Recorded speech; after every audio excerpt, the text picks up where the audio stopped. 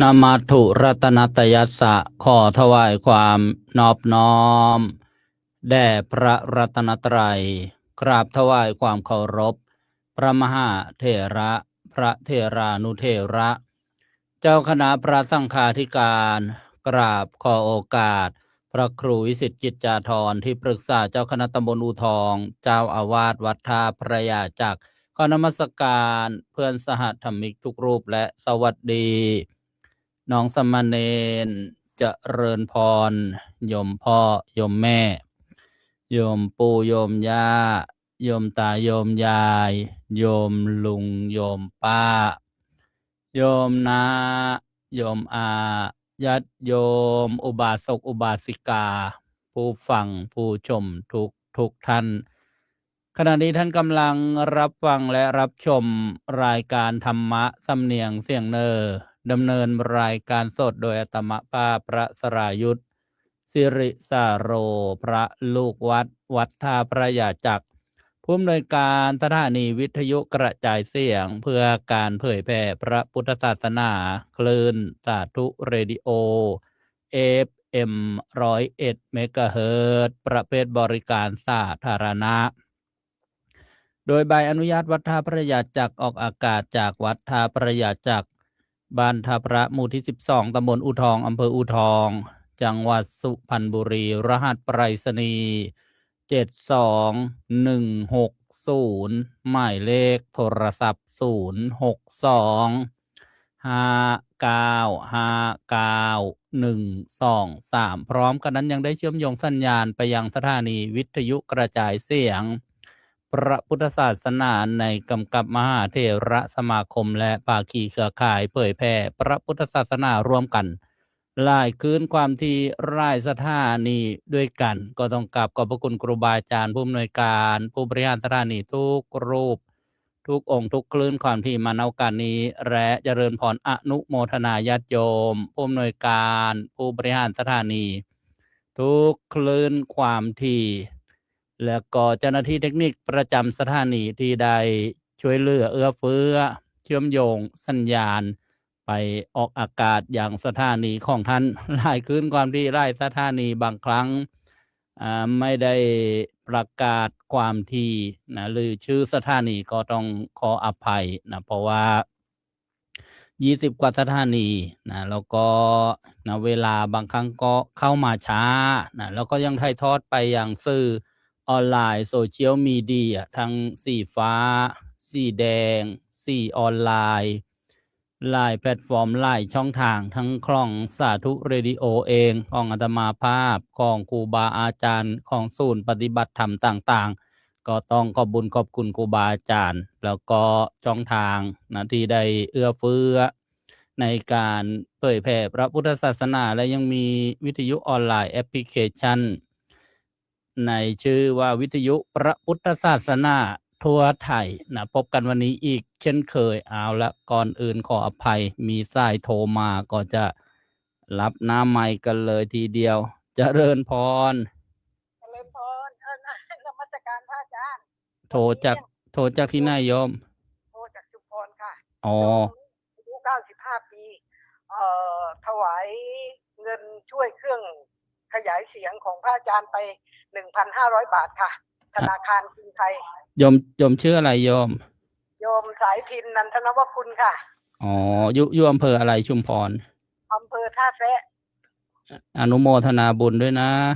แซะจังหวัดชุมพรค่ะคุณยายอนุขอน้อมถวายด้วยความเคารพนะคะอนุโมทนาบุญด้วยสาธุอยู่ในบัญชีแล้วค่ะนิพพานปัจจโยโหตุนะร่วมกันสร้างรับพรเลยจ้ะน้อมกราบด้วยความเคารพค่ะอนุโมทนาอีกครั้งหนึ่งนะเจริญพรเนี่ยเป็นผู้ฟังมีศรัทธานะได้ร่วมบุญว่าเป็นเครื่องส่งกระจายเสียงสถานีวิทยุซึ่งตอนนี้ออกอากาศนะที่ได้ประชาสัมพันธ์ได้รับศรัทธาญาติโยมมาร่วมกันสร้างวัดในอากาศก็ยังมีค่าเครื่องส่งนะ9เครื่องด้วยกันยังเป็นนี้อยู่นะเท่าซื้อนะญาติโยม300,000 กว่าบาทบางท่านก็บอกเห็นว่า500,000 กว่าบาทมันก็มีค่าอุปกรณ์ ส่วนควบด้วยนะคิดรวมเป็นเลขกลมๆนะคำว่านี้นะญาติโยมมันมาคู่กับคำว่าทุกข์ใช่ไหมแต่ว่านะก็ต้องทำเพราะว่าอะไรเพราะว่าเรามีระยะเวลาจำกัดไม่มีเวลาที่จะบอกข่าวเชิญชวนรวบรวมนะทุนทรัพย์ต่างๆเกี่ยวกับระยะเวลาในใบอนุญาตอันนี้ก็เป็นที่ทราบกันเพราะว่าได้ปรารภอยู่บ่อยๆก็ขออนุโมทนาวันนี้ก็นึกว่าอ่าการทำบุญทำกุศลที่ได้ศึกษาเล่าเรียนในพระอภิธรรมเนี่ยโยมเขาก็จะมีแบบนะกุศลที่เป็นเลิศเป็นหนึ่งนะหมายถึงว่าบุญมากกุศลแรงนี่ก็คือว่าต้องเกิดขึ้นโดยศรัทธาของตัวเองประกอบไปด้วยปัญญานะมีความยินดีโดยไม่มีใครชักชวนนะโสมนัสสหคตังนะต้องนะประกอบไปด้วยปัญญาแล้วไม่มีใครชักชวนเป็นดวงที่หนึ่งเป็นมหากุศลนะถ้าเกิดมีการชักชวนก็เป็นบุญเป็นกุศลอยู่นะลำดับของแรงของบุญกุศลก็ลดลงมานิดนึงนะจนนะมีการต้องกระตุ้นต้องแค้นแล้วแค้นอีก บุญกุศลก็มีอยู่แต่ว่าความแรงนั้นก็จะลดลงไปตามลำดับนะเหมือนในระบบสัญญาณนะคลื่นนะที่อยู่ใกล้เสาใกล้สถานีก็จะแรงหมุนซ้ายก็ดังหมุนขวาก็ดังพอห่างที่ตั้งสถานีออกไปนะความแรงหมุนทางนี้ก็ไม่เจอหมุนขวาก็ไม่เจอ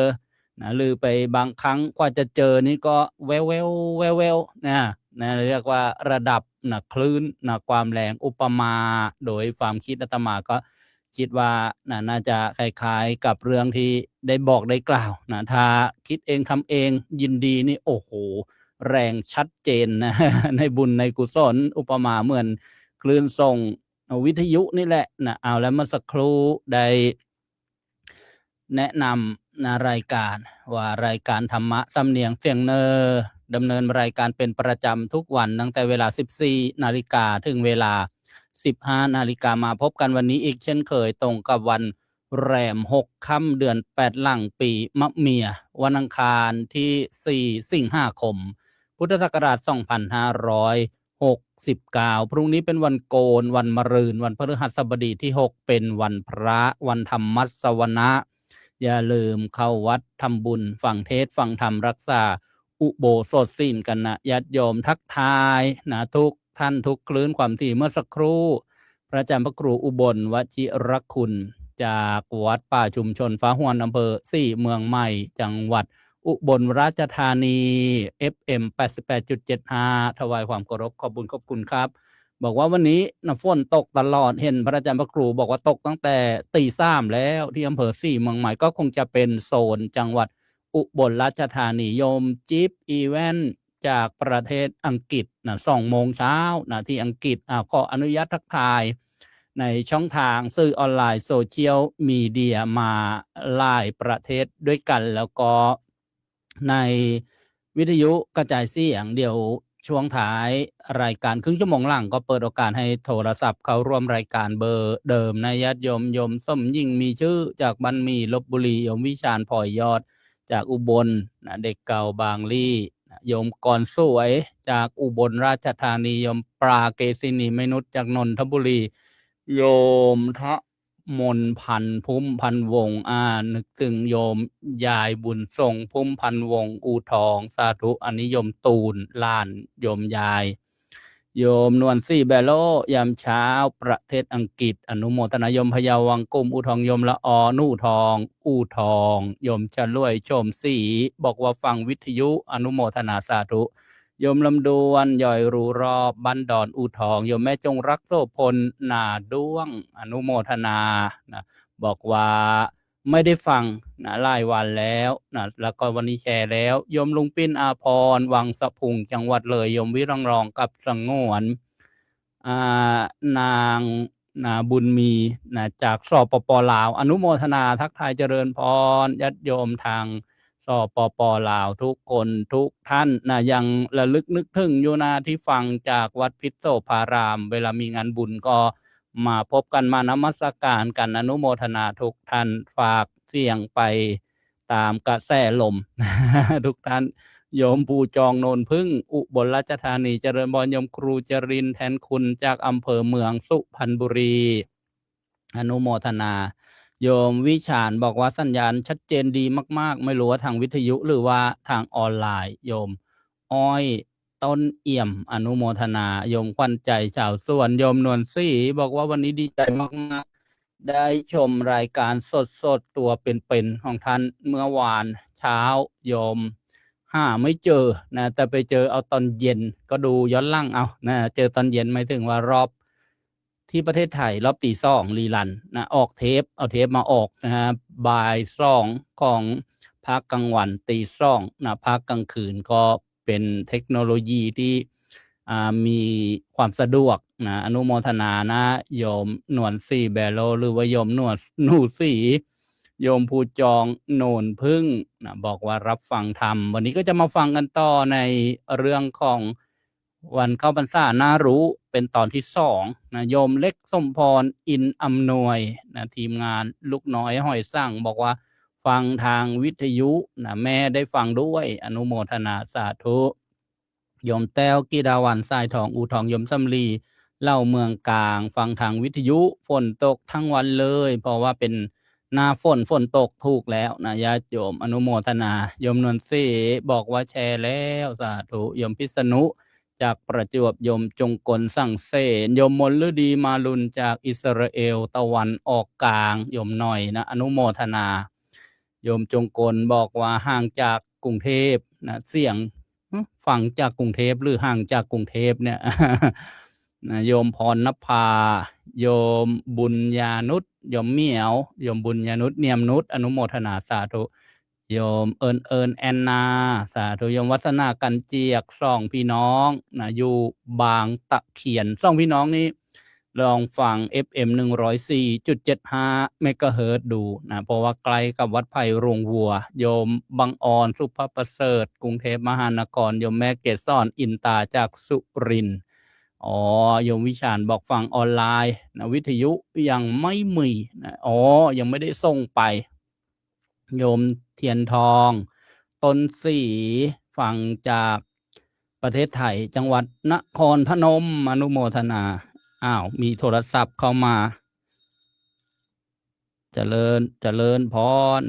เจ้าค่ะกราบนมัสการพระคุณเจ้าเจ้าค่ะแม่น้องนางหนองนกเจ้าวังสะพุงจังหวัดเลยเจ้าค่ะอาจารย์อนุโมทนาอยู่ตรงวงชัดเจนดีเจ้าค่ะอาจารย์อนุโมทนาเจริญพรลาเจ้าค่ะลาแล้วเจริญพรลูกศิษย์พระครูอุดมวรานุวัฒน์เติมบุญเสร็จแล้วก็นมัสการลาอนุโมทนาแจ้งผลการรับฟังโยมเฮงสุภัตราทีปะลา UPM เซอร์วิสนะเมื่อวานบอกว่ายังไม่ได้แจ้งว่าจะเอารถเข้า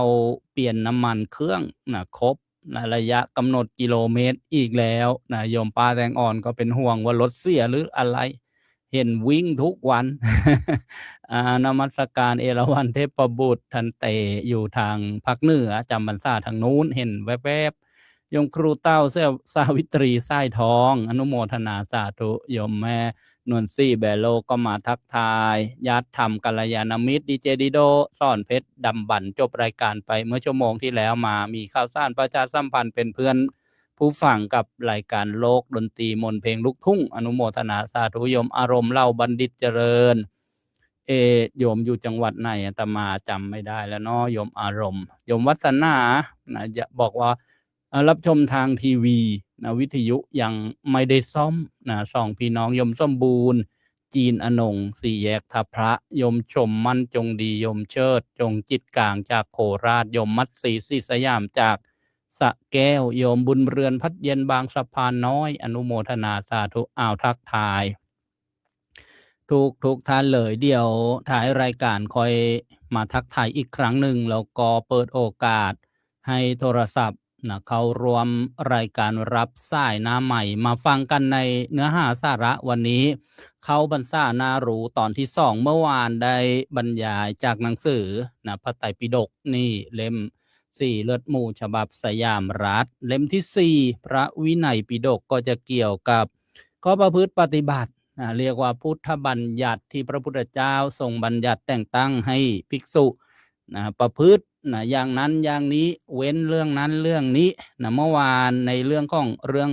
การจำพรรษาเราได้ทราบที่มาแล้วว่าทำไมพระพุทธเจ้าจึงทรงบัญญัติให้ภิกษุได้จำพรรษาในสมัยพุทธกาลประมาณพศขออภัยประมาณพรรษาที่20หลังจากพระพุทธเจ้าตรัสรู้เหตุเกิดที่วัดพระเวรุวันวัดแห่งแรกในพระพุทธศาสนาเราฟังบ่อยๆโยมต้องจำได้ว่าพอเวลาจะนึกจะถามใครถามเนี่ยปุ๊บวัดแห่งแรกในพระพุทธศาสนามีชื่อว่าอะไรนี่หรืออยู่ที่ไหนผู้ใด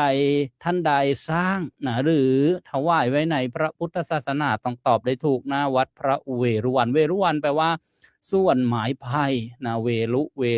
ลุวันนะญาติโยมเอาแล้วก็รู้ว่า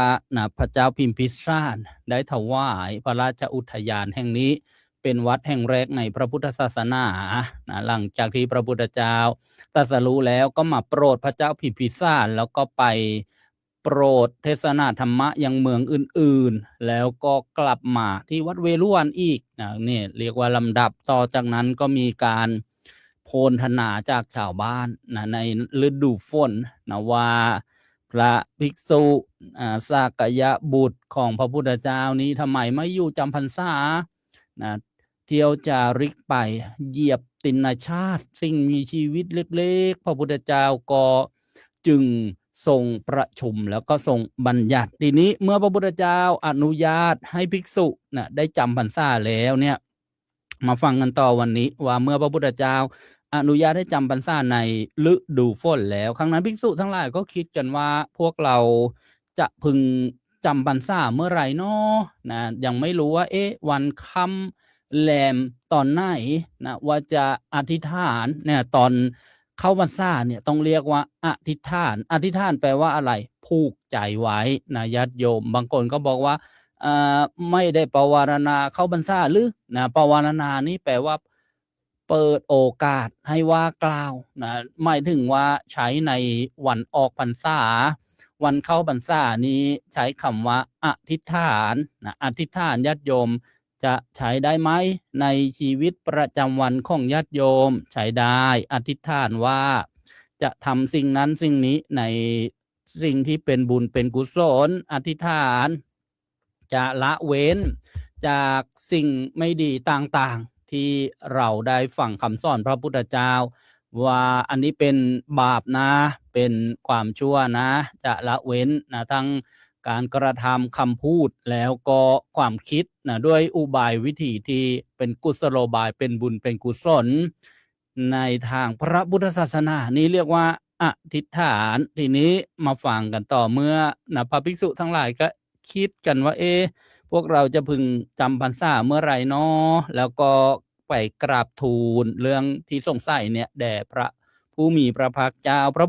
พุทธเจ้านี่ก็รับสั่งว่าภิกษุทั้งหลายเราอนุญาตให้จำพรรษา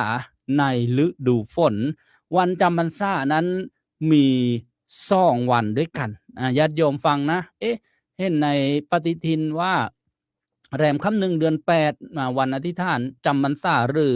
วันเข้าพรรษาพออีกสักเดือนหนึ่งพระท่านบอกว่าจะไปจำพรรษาล่างที่วัดนั้นประเทศนั้นมีด้วยหรือมีญาติโยมก็มาฟังกันว่าวันจำพรรษานี้มี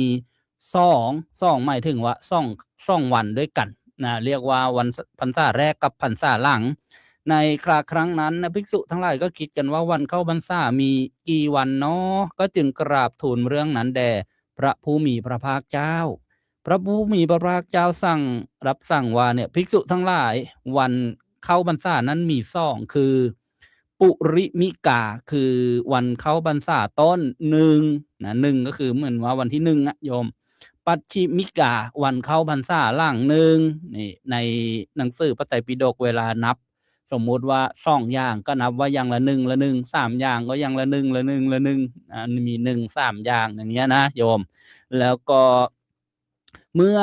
พระจันทร์เพ็ญเสวยเลิกอาสันหะล่วงไปแล้ว1 วันก็คือวันเพ็ญขึ้น15 ค่ำเดือนอาสันหะเนี่ยชื่อเดือนผ่านไปแล้วผ่านวันอาสันหะไป1 วันพึงเข้าพรรษาต้นจำง่ายๆว่าหลังวันอาสันหะบูชาอีกวันหนึ่งเนี่ยเป็นวันเข้าพรรษาต้นอธิษฐานเข้าพรรษา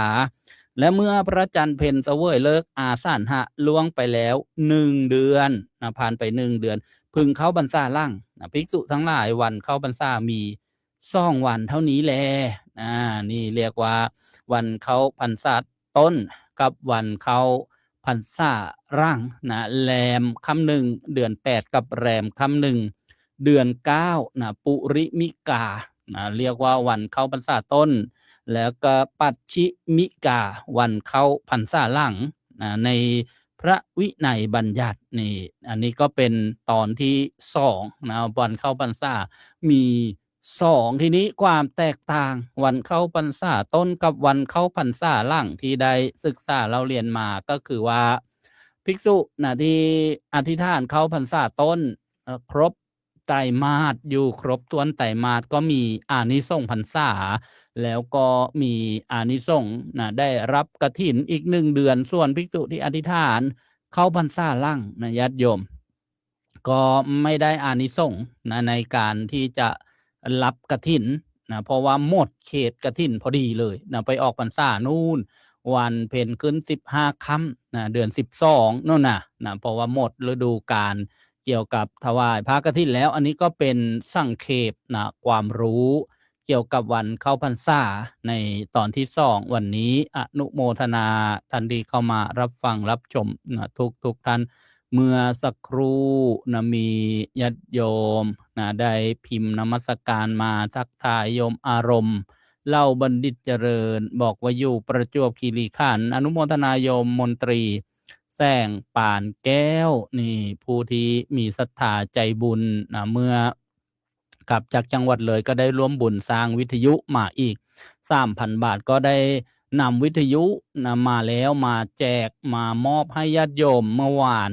ลงพื้นที่ไปหาเสี่ยงญาติโยมพบปะญาติโยมไปที่โยมโปยบ้านสำนาคอำเภอเมืองสุพรรณบุรีเอาวิทยุไปมอบให้โยมก็ป่วยติดเตียงอยู่แล้วก็ไปมุ่นคืนให้แล้วก็อนุโมทนาบุญร้านพรชัยอิเล็กทรอนิกส์โยมนี่รัชวรรณรักผาสุกเนี่ยก็ได้ถวายทานมา1 กล่องและอุปกรณ์ไฟฟ้าอีก5 ชิ้นโอ้เรียกว่าใจบุญสุนทรทานอาตมาก็นำไปมอบให้แล้วก็ไปที่โยมสุรินทร์อยู่ที่ตำบลมดแดงอำเภอศรีประจันเนี่ยก็เอาวิทยุไปมอบให้โยมก็นั่งรอแล้วก็ไปหมุนอยู่ที่โคนต้นไผ่บอกว่านี่คลื่นอยู่ตรงนี้ก็เป็นเครื่องรับที่ฟังได้ดีฟังได้ดีหมายถึงว่าไปอยู่ไกลๆสถานีที่ความที่ใกล้เคียงก็ยังรับได้วันนี้รับได้หรือเปล่าบอกว่าเมื่อเช้าบอกยังหาไม่เจอบอกก็อยู่ตรงนั้นแหละ FM 101ก็อยู่ใกล้ๆกับ102จำเลข1ไว้102บรรทัดบนมุ่นช้าๆถ้าเสียบไฟฟ้าแล้วยังไม่เจอก็ลองใส่แต่ทานดูอนุโมทนานะคุณโยมมนตรีแสงป่านแก้วอนุโมทนาสาธุตอนนี้โยมก็เปิดโอกาสให้โทรเข้าร่วมรายการ062-59-123เจริญพรแม่ชีนิดมักจะการค่ะอาจารย์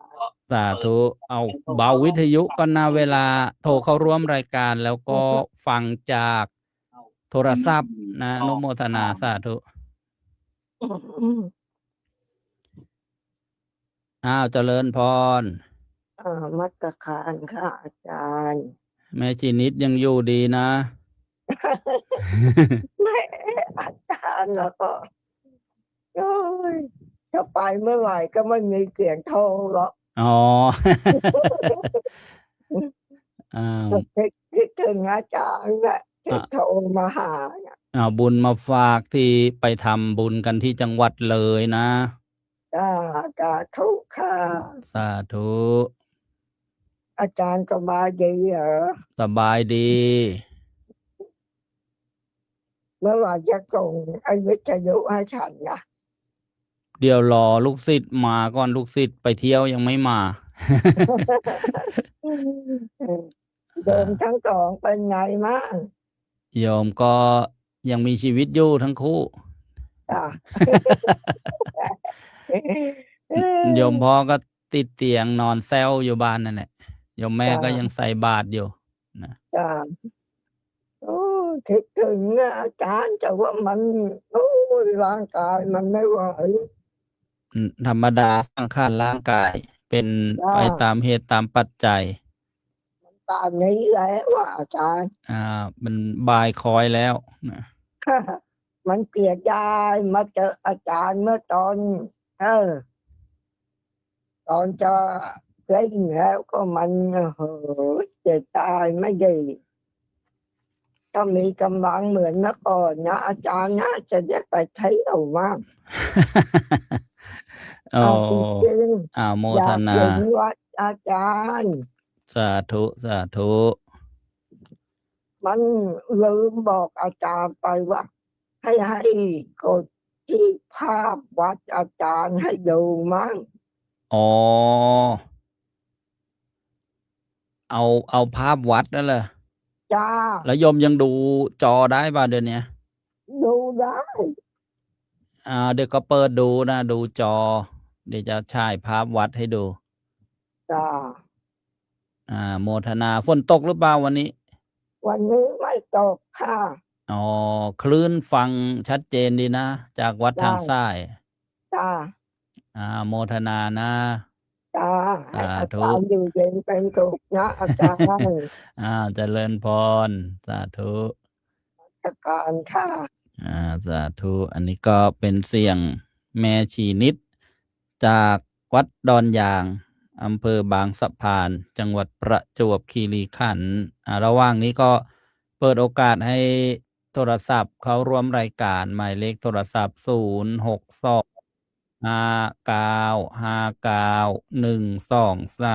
ระหว่างนี้อนุโมทนาบุญ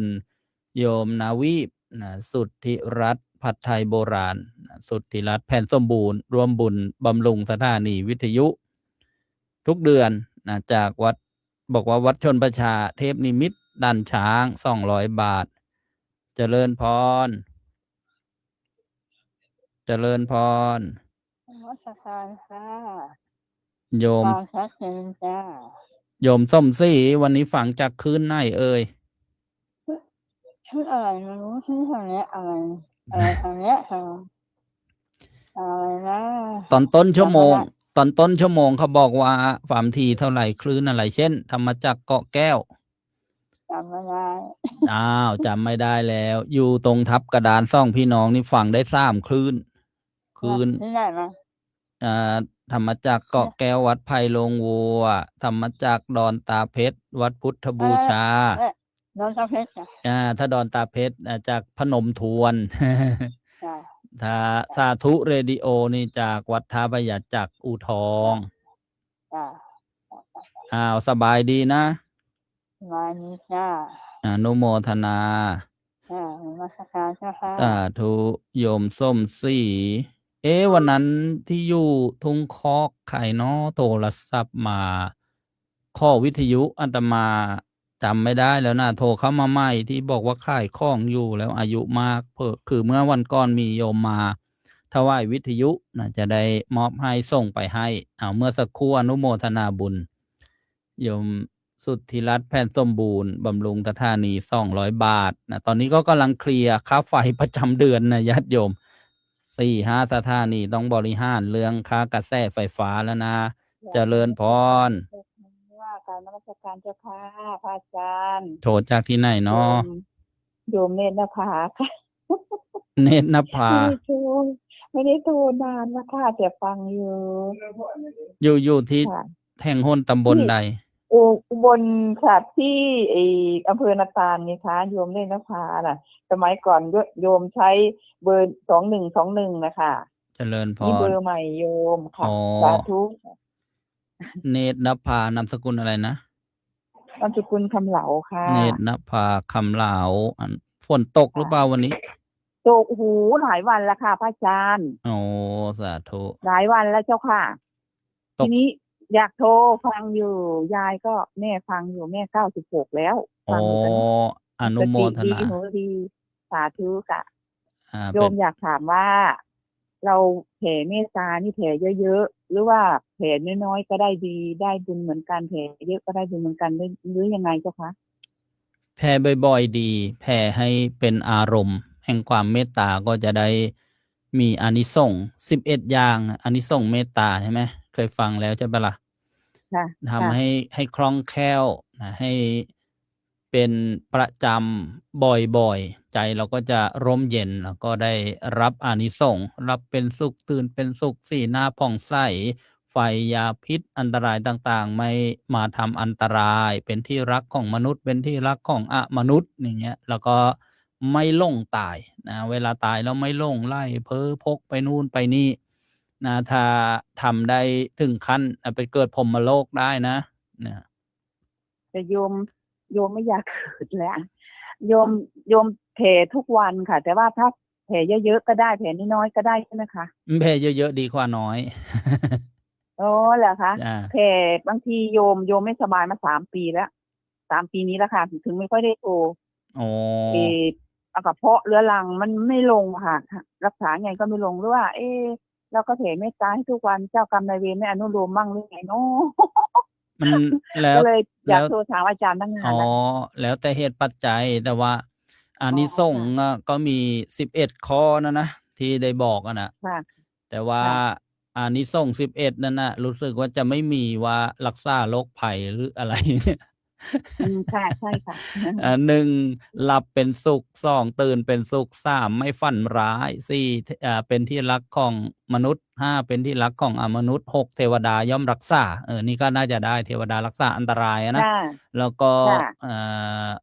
อันนี้ได้เท่าไหร่ละ1 2 3 4 5 6แล้วเทวดารักษา 7 ไฟยาพิษ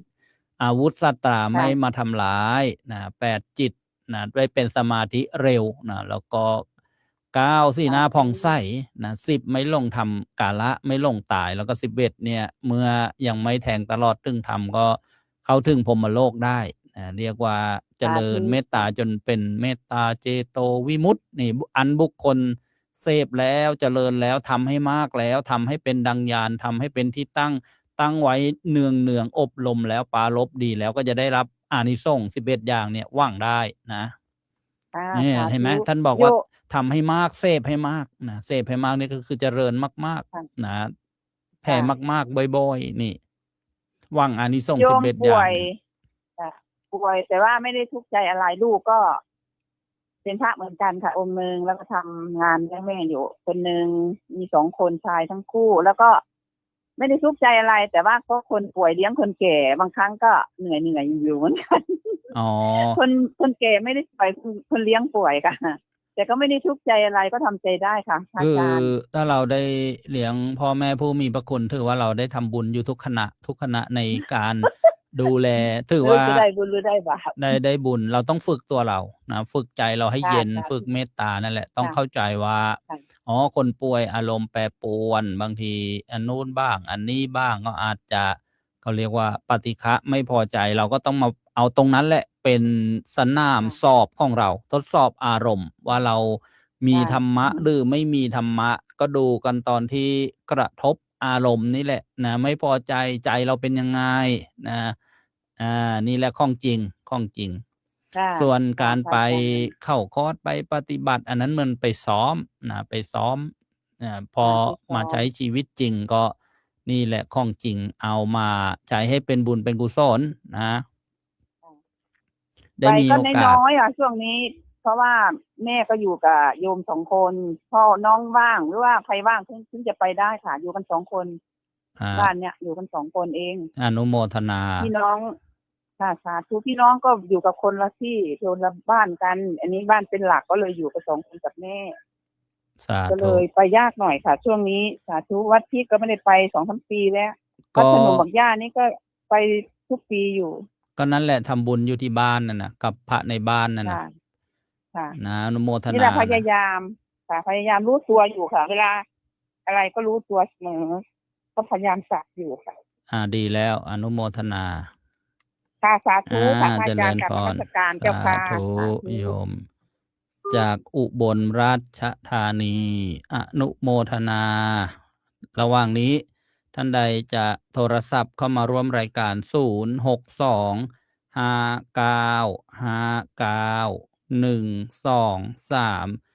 แจ้งผลการรับฟังนะสถานีใหม่นะ4 สถานีก็ดีญาติโยม เจริญพร เจริญพร วางไปแล้ว โยมอวนจากเหล่าขวัญยังไม่วาง ได้ยินหรือเปล่าโยมอ้วน นมัสการเจ้าค่ะหลวงพ่อเมื่อคืนโทรโก้ถึงแล้ว โทรผิดรายการไม่เป็นไร ตอนนี้ถูกแล้ว อุตส่าห์นอนรอนั้นต้อง4 ทุ่ม ฝน โทรจิตได้ไว้รู้เลย ฝนตกหรือเปล่าที่เหล่าขวัญวันนี้ ไม่ตกเจ้าค่ะ นุโมทแนะนำเพื่อนบ้านใครที่ยังไม่มีวิทยุฟังให้เขารู้จักคลื่นวิทยุด้วยนะ จ้าเนี่ยกำลังให้มือโทรเข้าอยู่ เขาฟังอยู่หรือเปล่า แล้วก็จะรวบรวมหนังสือก็ไม่เป็นเจ้าค่ะ ไม่เป็นไรฟังวิทยุก็ได้ปัญญาได้บุญทีนี้ ถ้าใครโทรเป็นเนี่ยต้องหาเพื่อนบ้านที่ฟังสำรวจว่าบ้านเหนือฟังกี่คนบ้านใต้ฟังกี่คนแล้วก็จดไว้ว่าได้รู้จักคนฟังคลื่นกี่คนจะได้รู้สมาชิก หลวงพ่อได้รู้จักวัด อาจารย์วัดพระครูวัดน้องควายป่ะจ๊ะ พระครูวัดน้องฟ้ายรู้จัก เพราะว่าเคยไปเจอกันที่อินเดีย โอ้พระครูน้องควายชื่ออาจารย์อะไร จำชื่อสมณศักดิ์ไม่แม่นแต่จำได้ท่านตัวอ้วนๆใหญ่ ชื่อบรรหาร ๆใช่ปะล่ะใช่อ้วนๆใหญ่ๆปะล่ะ นั่นแหละยายโตล้านเจ้าค่ะ เคยไปเจอกันที่อินเดียได้คุยกันอยู่ท่านก็จำอาตมาได้อยู่แหละ นั่นแหละคือเป็นล้านของดิฉันเองเจ้าค่ะ ดีแล้วอนุโมทนามี จ้า มีญาติเป็นพระก็เรียกว่าเป็นญาติกับพระศาสนาอนุโมทนา แล้วก็ฟังเทศทุกกลางคืนก็ฟังเช้าก็ฟัง แล้วทำบุญทุกวันพระเลยเจ้าค่ะ ดีแล้วอนุโมทนาสาธุ เนี่ยก็เดี๋ยวให้รวมเดี๋ยวจะข้อไอ้นี้จะโอนสตางค์ไปทำบุญด้วยเจ้าค่ะ อนุโมทนารวมกันเผยแผ่ธรรมะ เจ้าค่ะ ทำให้มีคลื่นส่งกระจายเสียงให้โยมได้ฟังธรรมะ ดิฉันเองนะไม่มีปัญญาหรอกไม่รู้หนังสือเจ้าค่ะ ไม่เป็นไรให้คนที่เขาพอทำได้ทำให้ แล้วอยากจะถามหลวงพ่อคนที่เสียไปแล้วเนี่ยคือแควนที่เสียไปแล้วเนี่ยตั้งแต่เสียไปเนี่ย5-6 เดือนแล้วไม่เคยเห็นเลยไม่เคยควันไม่เคยอะไรเลยเข้าไปสบายหรือไปลำบาก เขาก็ไปตามยถากรรมที่เขาทำมา ไปที่ชอบแล้วนะ เขาก็น่าจะไปลำบากเราไปสบายเขาถึงได้ไม่มาห้าเราเลย เรา ไม่เคยคว้าเล่นเลยน่าจะหลวงพ่อจะข่าอยากจะเห็นมั่งไงที่ถึงอะไรเงี้ย ก็เอารูปมาดูทั้งนั้นนะ ก็อุตส่าห์มานะทำบุญให้ทุกวันพระเลยนั่นแหละทำตามหน้าที่ของเราก็คือทำบุญอุทิศไปให้เพื่อเหลือเพื่อขาดนะ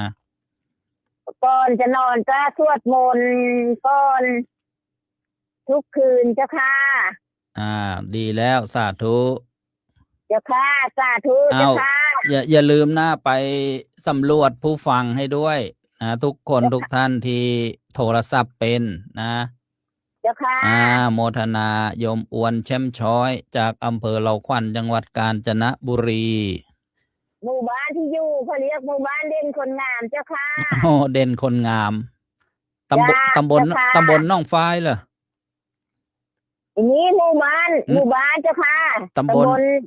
ตำบลน้องปลิงเจ้าค่ะ อ๋อตำบลหนองปลิงอำเภอเหล่าขวัญฝั่ง จ้า ฝั่ง ที่อยู่นี่คือหมู่บ้านเจ้าค่ะหมู่บ้านเด่นคนงามเจ้าค่ะ อ้าวเจริญพรนะ อนุโมทนา เจ้าค่ะ สาธุนะอย่าลืมทันทีโทรศัพท์เป็น แล้วก็ทักทายโยมป้าแสวงสามแยกแตงโมด้านช้างเมื่อสักครู่ก็โทรมาสนทนาอนุโมทนานะทุกท่านเลย เจริญพรโยมแม่จีบุญเรืองทองพิกุลพรรษานี้อยู่วัดศรีอุดมวงศ์อำเภอวังสะพุงอนุโมทนาสาธุบอกว่ากำลังรับชมอยู่รับสายต่อไป เจริญพรโยมป้าแถว โอ้ยนมัสการค่ะพระมหาอาจารย์ต้น อ๋อเจริญพรวันนี้ไปทำอะไรมะพร้าวหรือทำอะไรวันนี้ โยมประแถวไปทำมะพร้าวขาวแต่ตี 5เนี่ยเพิ่งจะเข้ามาเปิดวิทยุวันนี้อาจารย์ต้นมา อ๋อสบายดีนะสาธุ ก็สบายดีอาจารย์ แต่มะพร้าวเนี่ยฝนเพิ่งตกเมื่อวานนี้ดีใจหน่อย ถ้าฝนตกแล้วมะพร้าวจะลูกโตใช่ไหม จ้าลูกโต แต่ที่เนี่ยมันยังไม่ออกดอกต่อเนื่องเลย เพ อ๋อ ราะว่าพอมันออกชุดหนึ่งแล้ว พอแล้งมันก็ร่วงหมด อ๋อค่ะ นี่เกิด แล้ เป็ วน เดี๋ยวโยมประแถวจะไลน์ไปนะ เดี๋ยวพรุ่งนี้จะมีคนมาเคียงใกล้ๆหรือเปล่าไม่รู้ ยังไงก็ส่งข้อมูลมาได้ อนุโมทนา ค่ะ อย่าลืมไปสำรวจผู้ฟังนะเอาจดใส่กระดาษไว้บ้านนั้นฟังหนึ่งบ้านนี้ฟังสอง จ้า นี่ท่านผู้ชมผู้ฟังทางออนไลน์เขาก็ทักทายสวัสดีป้าแถวนะมาเยอะโยมคำมุลเลอร์จากเยอรมนีโยมพิษณุ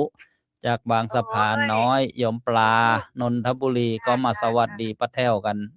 โอ้ยคิดถึงจังเลยค่ะ สวัสดีทั้งโยมคำโยมนวลศรีโยมแดงโยม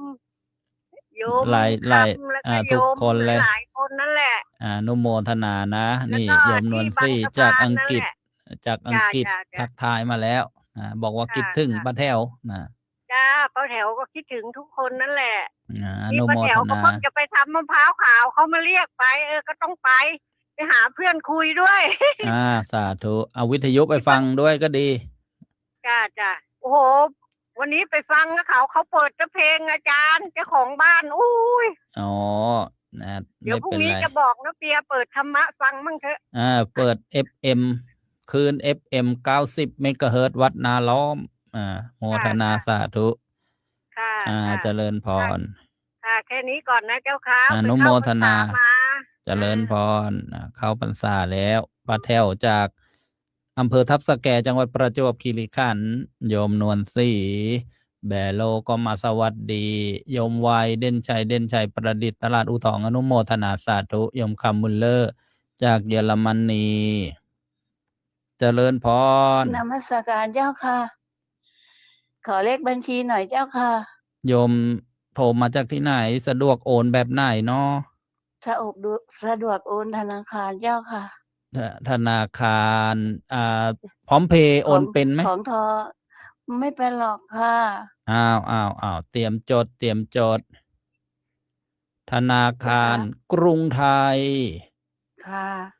บัญชีเลขที่725 725 086 086 7296 086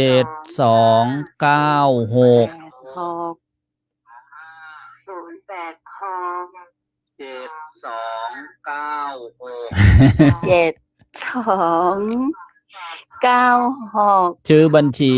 วัดท่าพระยาจักร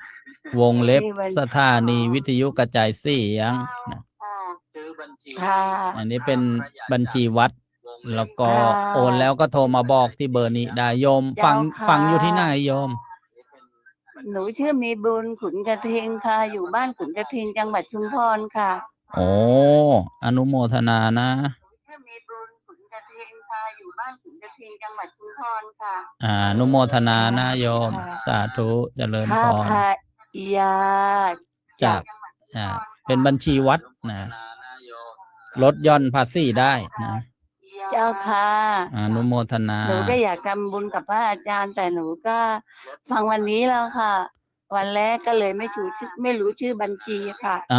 ไม่เป็นไรโยม อนุโมทนาได้ร่วมกันเผยแผ่ธรรมะ ทวนบัญชีให้หนูอีกครั้งหนึ่งสิคะ โยมใกล้วิทยุไม่ต้องเบาวิทยุก่อนเพราะว่าเสียงสะท้อนกลับมา ค่ะ เรียบร้อยแล้วค่ะ 725 ค่ะ 086 7296 ค่ะ ธนาคารกรุงไทย ขอบคุณเจ้าค่ะ วัดท่าประหยัดจักรนะอนุโมทนาบุญด้วย เจ้าค่ะ สาธุเจริญพ แล้วห ร นูจะโทรหาอาจารย์อีกครั้งหนึ่งนะคะ เจริญพรอนุโมทนา ขอบ สา คุณ ธุ ค่ะ อันนี้เป็นผู้ฟังจากวัดเขากล้วยอำเภอเมืองชุมพรกับขอบพระคุณพระอาจารย์พระครูบรรหารธรรมสิทธิ์ด็อกเตอร์ FM 90 เมกะเฮิรตซ์นะผู้อำนวยการสถานีวิทยุพระพุทธศาสนาที่จังหวัดชุมพรขออภัย FM 96 เมกะเฮิรตซ์ เจริญพรโยมป้าแตงอ่อน นมัสการเจ้าค่ะ อนุโมทนา เสียงดังฟังชัดค่ะ ดีแล้วเมื่อวันก่อนยังไม่ได้เอารายชื่อที่โยมร่วมบุญมาอนุโมทนาเลยนั่นไปอยู่ในย่ามแท้เวลาเข้าห้องก็ลืม เล่าเรื่องอินทรัมให้เขาฟังด้วยเจ้าค่ะ โอ้อนุโมท ว่าไป นา ทำยังไงมา เล่าให้โยมฟังคนเดียวโยมมันเล่าไม่ทั่ว อนุโมทนาญาติโยม บ้านดอนมะขามหรืออำเภอพนมทวนกาญจนบุรีได้ร่วมบุญถวายอินทผลัมรู้สึกว่าจะ20 กว่ากิโลใช่ไหมญาติโยมปัดแต้วปัดแท้ปัดแตงอ่อน 20 กว่าค่ะ 20 กว่ากิโลเป็นลังเลยก็ส่วนหนึ่งก็มาถวายอาตมาภาพได้ชั้นในรถแล้วก็ญาติโยมที่ไปร่วมบุญแล้วก็ถวายพระที่มาร่วมงานขึ้นโต๊ะอาหารนะแล้วก็เปิดโรงทานให้โยมไปซื้อถุงมานะไม่ถึงว่าที่ทำเป็นกล่องก็เอามาใส่ถุงหูหิ้วนะให้ได้ไล่ๆคนนะเช้าวันที่26นะทำบุญเสร็จก็เปิดโรงทานโอ้แป๊บเดียวนะญาติโยมมาร่วมบุญกันเยอะญาติโยมที่มาร่วมงานก็คงจะได้ทานอินทผลัมกันรสชาติดีนะโยมบอกว่าหวานกรอบ ก็เลยมาอนุโมทนาบุญทุกท่านเลยนะวันนี้ก็ขออภัย เอาไอ้ยางโลละ50นะที่ท่านบอกว่า50ก็ดีนะไม่ก็ได้ไป40แหละ บางคนบอกได้ลูกแข่งไปบอกโอ้แข่งมันมีลูกอ่อนแล้วมีโยมไปเอามาไหมนะอายุมากๆก็บอกทานลูกอ่อน ก็สั่งให้เขาเอาไปให้สัก4 โลเขาบอกไม่ต้องเดี๋ยวผมให้ทีนี้ไม่ได้ให้เลยต้องวิ่งไปซื้อมาอีก200นะบางทีไม่งั้นเดี๋ยวผู้สูงอายุก็จะนั่งมองใช่ปะล่ะอนุโมทนา สวัสดีป้าแวว ป้าแววป้าแถว กำลังนึกถึงอยู่ว่าหายไปไหน โยมคำบอกว่าน้ำมะพร้าวคงว่านนะป้าแววป้าแถวป้าแถว ป้าแถวนะอนุโมทนานะ ไปนี้แหละเจ้าค่ะ เจริญพรอันนี้เสียงป้าแตงอ่อนวิเศษสิงห์บ้านดอนมะขาม เป็นผู้ร่วมบุญไปบอกข่าวเชิญชวนหลายงานบุญด้วยกันสร้างสถานีด้วยบำรุงสถานีด้วยเจริญพรโยมบุญเรือนนมัสการเจ้าค่ะพระอาจารย์ เป็นยังไงบ้างเนาะ สบายดีเจ้าค่ะฝนก็ยังไม่ตก มะพร้าวก็ยังไม่ได้เก็บอย่างก็ยังไม่ได้ขาย ไม่เป็นไรนะคะเขาบอกว่าเนี่ยลูกอินทผลัมมันจะค่าหนองชายโยมมันทำอันแข็งเอาไปนึ่งเจ้าค่ะแต่ว่าลูกอ่อนๆที่บอกว่าอ่อนๆนี่ก็คือลูกไก่สุกงอมลูกสุกงอมมันจะอ่อนนะเขาก็เก็บมาเป็นอีกเขาเรียกอะไรนะคารามิลเลยเขาเรียกว่าอย่างนั้นก็พันไม่ดีนะว่าโยมก็ได้มาโยมก็เอาไปนึ่งเจ้าค่ะนึ่งให้สุกแล้วมันก็อร่อยเจ้าค่ะสาธุพอนึ่งให้สุกแล้วมันก็ไม่แข็งกินอร่อยด้วยอนุโมทนา ค่ะนมัสการเจ้า อ่า ค่ะ เจริญพรโยมบุญเรือนพัดเย็นจากอำเภอบางสะพานน้อยประจวบคีรีขันธ์โยมแม่ชีบุญเรืองทองพิกุลบอกว่าอินทผลัมอร่อยมากกรอบแล้วก็หวานนี่ นะแสดงว่าได้ชั่นได้ทานวันนั้นโยมปลาเกษินีมาสวัสดีโยมบุญเรือนพัดเย็นอนุโมทนาโยมชุติการคำไลบอกว่าฟังอยู่ที่วังสะพุงจังหวัดเลยอนุโมทนานะท่านที่โทรมาร่วมรายการได้ ก็ช่วยกันสำรวจตรวจสอบนะช่วยกันสำรวจตรวจสอบหมู่บ้านเรามีคนฟังวิทยุเหมื่อนเราคืนเรานี่กี่คนนะจะได้มีการประเมินนะผู้ฟังนะว่าส่งกระจายเสียงแล้วฟังกันมากน้อยเท่าไหนผู้ที่อุปถัมภ์ร่วมบุญนะสร้างสถานีก็ดี รวมอุปถัมภ์ค่าไฟฟ้าค่าบริหารจัดการต่างๆก็ดีท่านจะได้ปลื้มใจอนุโมทนายินดี เหมือนที่เราฟังธรรมะครั้งหนึ่งที่นางวิสาขามหาอุบาสิกานะได้ทำบุญในพระพุทธศาสนามากมายเลยพอเวลาไปเจอพระภิกษุนะก็จะถามท่านมาจากเมืองไหนถ้าทราบว่ามาจากทางโน้น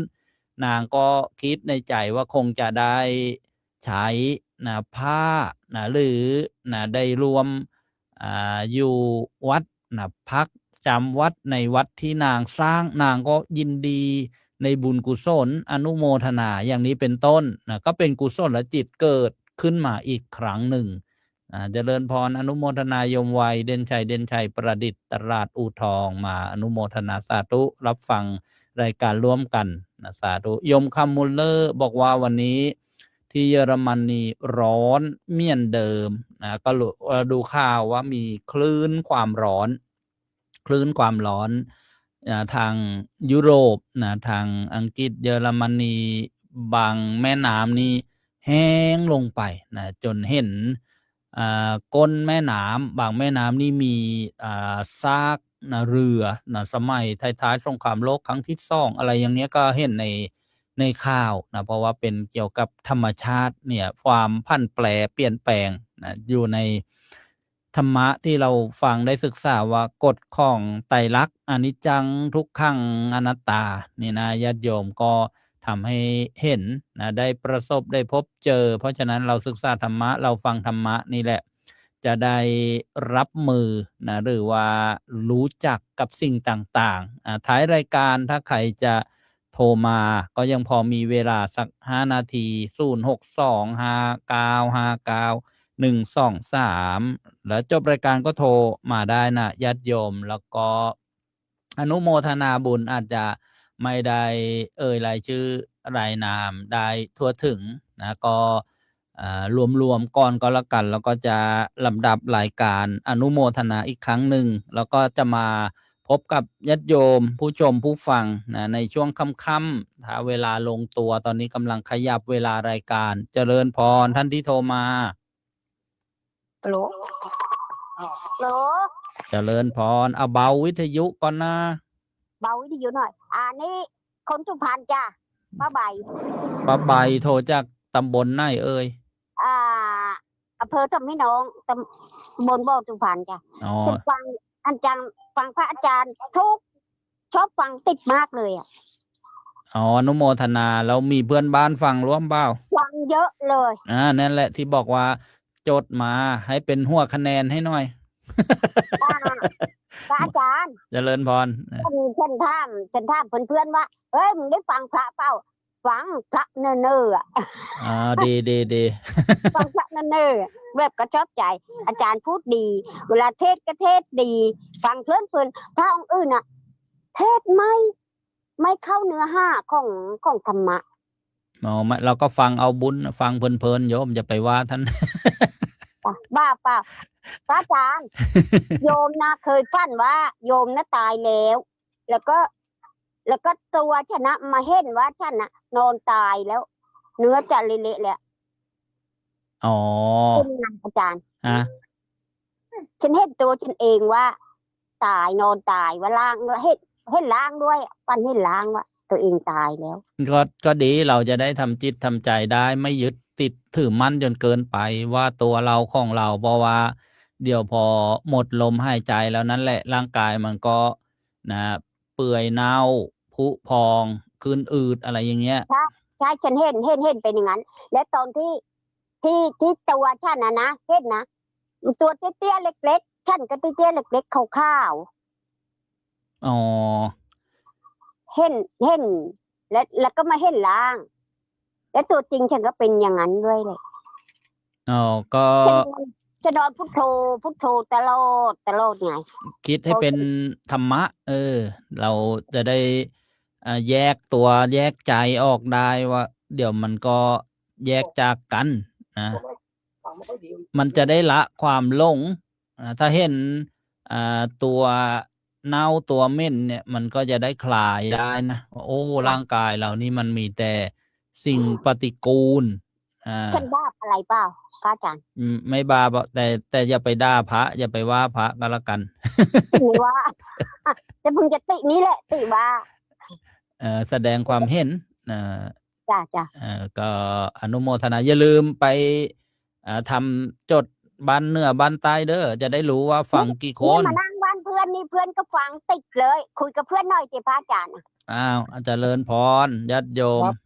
ครับฮัลโหลครับฮัลโหลครับ เจริญพรโมทนานะได้ติดตามรับฟัง ครับอันนี้ยมเล็กครับจดไปก็ได้นี่ยมเล็ก มาสนทนาธรรม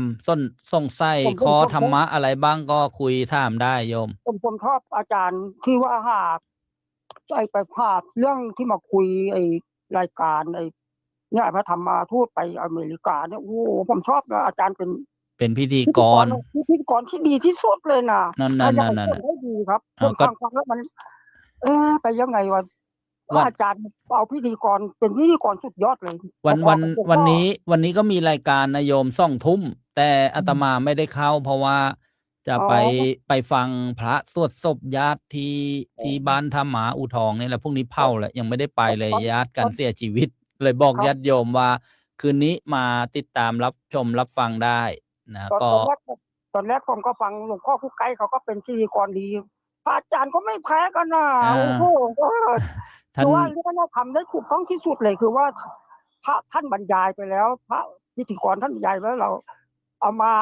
พูดให้อีกย้อนให้ฟังอีกครั้งนึงนะโอ้โหทีนี้จะแจ้งดีที่สุดพระอาจารย์เนี่ยดีแล้วถูกต้องที่สุดเลยเนี่ยผมว่าโมทนาโยมชอบฟังธรรมดีแล้ว วันนี้หัวข้อเรื่องทักษะในการใช้ชีวิตให้มีความสุขผมฟังทุกคืนเลยนะครับเปิดตั้งแต่2 ทุ่มมาแล้วก็นอนหลับตื่นมาก็จะฟังต่อต้องฟังต่อโมทนาแล้วก็อย่างนี้ถ้ามีเพื่อนบ้านเป็นผู้พิการติดเตียงอายุมากยากจนอยากจะฟังธรรมะก็ข้อวิทยุมาได้นะครับไม่มีครับที่ไม่มีนะพวกมันมีอยู่แล้วเครื่องเดียวก็พอแล้วครับเพื่อนบ้านเดี๋ยวผมจะติดต่อให้ถ้าเห็นใครยังไม่มีวิทยุหรืออยากจะฟังก็บอกเดี๋ยวเอาแจกไปให้มีญาติโยมเขาร่วมบุญมาทำไปเรื่อยๆนะครับพระอาจารย์สนับสนุนเต็มที่เลยนะไอ้ธรรมะอเมริกาเนี่ยอนุโมทนาผมชอบพระอาจารย์เนี่ยโอ้โหอธิบายย้อนหลังให้คือว่าท่านพูดไปแล้วเอาตัวจุดสำคัญมาระบายให้เข้าใจอีกรอบนึงเนี่ยดีสุดยอดคือก็เขาเรียกว่าสรุปหรือว่าจับประเด็นที่สำคัญนะส่วนมากฟังไปแล้วมันก็บางทีก็ฟังไล่ย่างมันคืนมันเลยไปแล้วพระอาจารย์เอาสุดยอดที่รอบที่สำคัญออกมาย่อยอีกทีนึงโอ้สุดยอดทุกคนชอบอนุโมทนาทุกคนทุกท่านเลยนะญาติโยมสาธุบอสุพรรณเจริญพรบอสุพรรณนี่ก็ฟังได้ไล่คลื่นนะเช่นที่ธรรมจักรดอนตาเพชร FM 91.75 ก็ฟังได้ FM 101เมกะเฮิรตซ์นะก็ฟังได้อนุโมทนาทุกคนทุกท่านเลยที่ได้โทรเข้ามาจบรายการก็โทรศัพท์ได้แล้วก็ค่ำวันนี้อย่าลืมนะ2 ทุ่มประเทศไทยติดตามรับชมรับฟังรายการเสียงธรรมจากสมัชชาส่งไทยในสหรัฐอเมริกาหัวข้อสนทนาธรรมค่ำคืนวันนี้ทักษะในการใช้ชีวิตให้มีความสุขในมุมมองของพระธรรมทูตแต่ละวัยชื่ออาจจะยาวหน่อยอาตมาจะไปฟังพระสวดพระอภิธรรมศพญาติที่บ้านท่าหมา โยมประมวลพันธ์พัทลักษณ์ซึ่งเป็นโยมน้ายังไม่ได้ไปเลย แล้วพรุ่งนี้ก็จะฌาปนกิจศพเจริญพรโยมลูกจันทร์ ชัดเจนเจ้าค่ะฝนกำลังจะตก อ้าวสาธุอนุโมทนาเด้อ เจ้าค่ะเจ้าค่ะ โยมลูกจันทร์จากตำบลอะไรนะอยู่ ตำบลสายทองค่ะ ตำบลทรายทองอำเภอบ างสะพานน้อย บางสะพานน้อยฟังจากวัดทางซ้ายใช่ไหม ใช่ค่ะใช่ FM 99.75 เมกะเฮิรตซ์อนุโมทนานะ เจ้าค่ะสาธุเจ้าค่ะ เจริญพรแจ้งผลการรับฟังประชาสัมพันธ์ว่าค่ำคืนวันนี้อาตมาไม่ได้เข้ารายการ แล้วก็ว่าจะทำรายการในช่วงค่ำนะขึ้นมาเป็นรายการสดนะเพื่อที่จะได้บรรยายธรรมะถ้ามีครูบาอาจารย์เข้าร่วมนะก็จะได้สนทนาธรรมหรือพูดคุยธรรมะถามปัญหาธรรมะแจ้งผลการรับฟังกับญาติโยมก็คงจะเร็วๆนี้นะแล้วก็ศึกษาธรรมะเรียกว่าธรรมะศึกษานะทางอากาศนะบูรณาการนะทางอากาศนำหัวข้อธรรมะในหลักสูตรนะเช่นหลักสูตรธรรมะศึกษาเหมาะสำหรับฆราวาสญาติโยมมาให้โยมได้ศึกษาเล่าเรียนกันวันละหัวข้อวันละเรื่องวันละตอนโยมก็จะได้มีภูมิรู้ภูมิธรรมขึ้นมาแล้วก็นำไปประพฤติปฏิบัตินะอนุโมทนานี่ก็เป็นแผนในการจัดรายการที่จะปรับปรุงเร็วๆนี้เจริญพรโยมรุ่งนภาแต่งงามบ้านตลาดเขตอนุโมทนาคณะบ้านตลาดเขตทุกท่านร่วมบุญร่วมกุศลกันทุกเดือนเป็นประจำโยมก่อนสวยบอกว่าคืนนี้โยมจะไปฟังสวดพระอภิธรรมเหมือนกันงานญาติอนุโมทนาสาธุโยมพิษณุบอกว่าตำบลเดียวกันเลยนะที่อยู่บางสะพานน้อยอนุโมทนาโยมมลฤดีโยมชัดชัยกรส่งแก้วจากประจวบคีรีขันธ์โยมพิกุลสี่ดงยางอนุโมทนาที่ได้ทักทายมาเรียวดูเวลาแล้วโอ้ยต้องจบรายการแล้วในทางสื่อออนไลน์สื่อออนไลน์เดี๋ยวจะเปิดวิดีโองานบำเพ็ญกุศล100 วันพระครูจริยสารธรรมจะได้ฟังเทศน์ฟังธรรมต่อเนื่องกันนะทบทวนฟังแล้วฟังอีกนะแล้วก็ทางสถานีวิทยุกระจายเสียงก็เข้ารายการนะปกติจากทางสถานีสำหรับวันนี้กับขอบพระคุณครูบาอาจารย์ทุกรูปทุกคลื่นความถี่นะทุกองค์ที่เมตตาให้โอกาสแล้วก็อนุโมทนาบุญญาติโยมผู้อำนวยการผู้บริหารสถานีเจ้าหน้าที่เทคนิคประจำสถานีนะทุกท่านอนุโมทนาบุญท่านเจ้าภาพเจ้าศรัทธาผู้รวมสร้างรวมส่งเสริมการเผยแผ่พระพุทธศาสนาอนุโมทนาโยมกอบกุลบัณฑิตจากสตูลนะจาก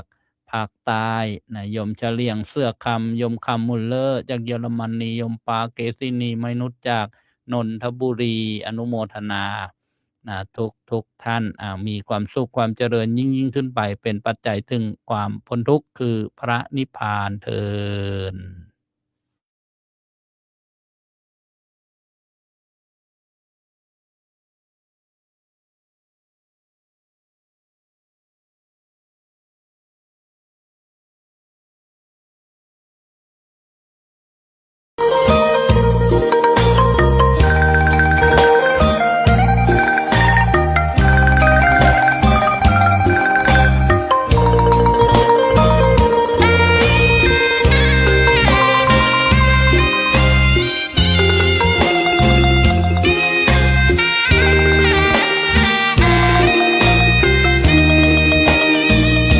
ชะตาฟ้าหรือบารมีชักนำถึงอยู่แสนไกลล้ำพระธรรมไม่มีมองไม่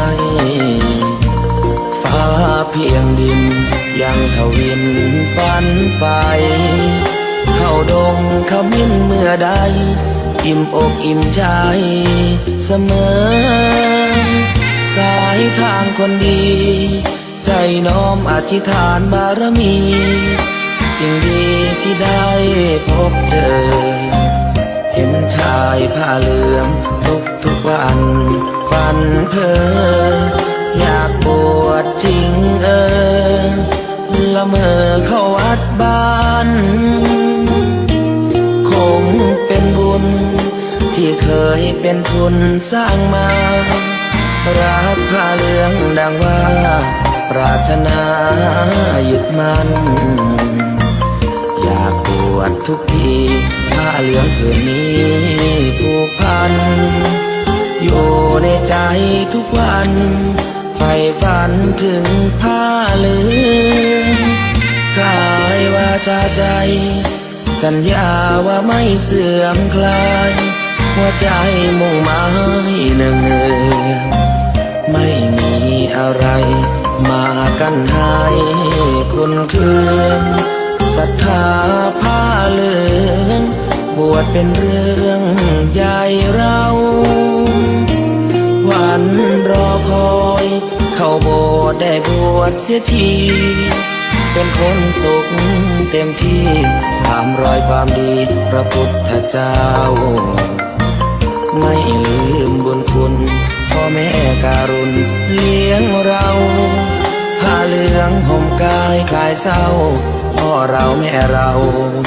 ศรัทธาสุขใจจริงๆเป็นชายแต่หัวใจสิงพูดจริงทำจริงทุกคราทุกคืนทุกวันผ้าเหลืองพันผูกกายาโอ้น้อวาสนาพระธรรมนำพาชีวิต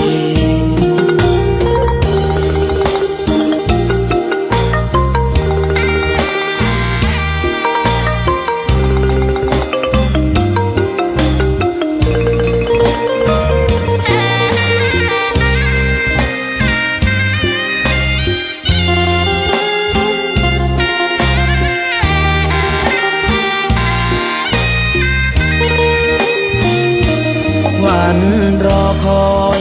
เข้าโบสถ์ได้บวชเสียทีเป็นคนสุขเต็มที่ตามรอยความดีพระพุทธเจ้าไม่ลืมบุญคุณพ่อแม่การุณเลี้ยงเราผ้าเหลืองห่มกายคลายเศร้าพ่อเราแม่เราศรัทธาสุขใจจริงๆเป็นชายแต่หัวใจสิงพูดจริงทำจริงทุกคราทุกคืนทุกวันผ้าเหลืองพันผูกกายาโอ้น้อวาสนาพระธรรมนำพาชีวิต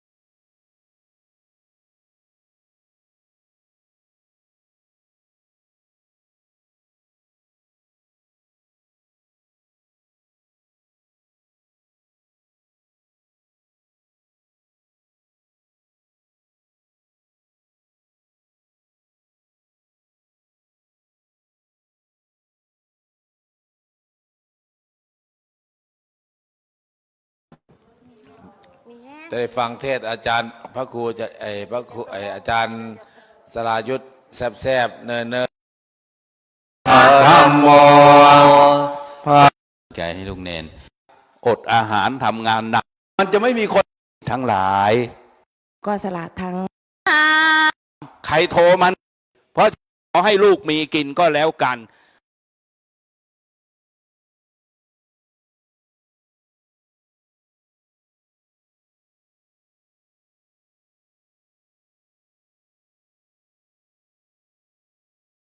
รายการทุกวันในตอนเที่ยงวันน่ะ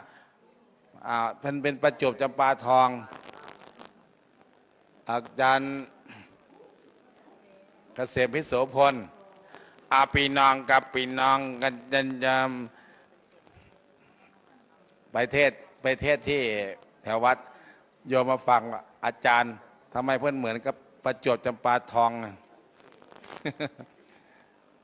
เกษมพิโสพลมาจากเพิ่นมาถึงก่อนเพิ่นมาถึงก่อนอาจารย์ต้นก็มามีคิวมีอาหารไหมน่ะเตรียมอาหารไม่ออกทั้งหมดยืนขึ้นทั้งหมดยืนก่อนยืนขึ้นยืนก่อนแล้วกลับหลังหันทั้งหมดยืนไหว้ขอบคุณเจ้าข้าได้หันหน้าหาอาจารย์ก่อน1 2 3ขอบคุณเจ้าข้ากลับหลังหันหน้าเดินอย่าลืมมาใส่กันเทศนะเพราะได้ค่าน้ำมันกับอะไรนะกับอุบล ญาติโยมอันนี้แม่อะไรอ่ะได้โทรหาอาจารย์ไหมเคยโทรไหมไม่เคยโทรโอ้ฟังเงียบพลังเงียบเศรษฐีสุพรรณบุรีนะเนี่ยครับผมพระครูเกษมพิโสพลผู้ช่วยเจ้าวาดวัดพิโสพราม เป็นผอ.สถานีพิโสพราม FM อะไรนะ102.75ฟังในนามบอกข่าวชาวพุทธเสียงคล้ายๆประจวบจำปาทองจะมาเล่าธรรมะให้โยมฟังโยมก็พร้อมเพียงกันอังทับซ่อนดีๆกราบองค์แสดงธรรมนะพร้อมเพียงกันกราบพุทโธเมนาโถพระพุทธเจ้าเป็นที่พึ่งของเราเดี๋ยวจะไปเร่งไมค์ขึ้นอีกกราบ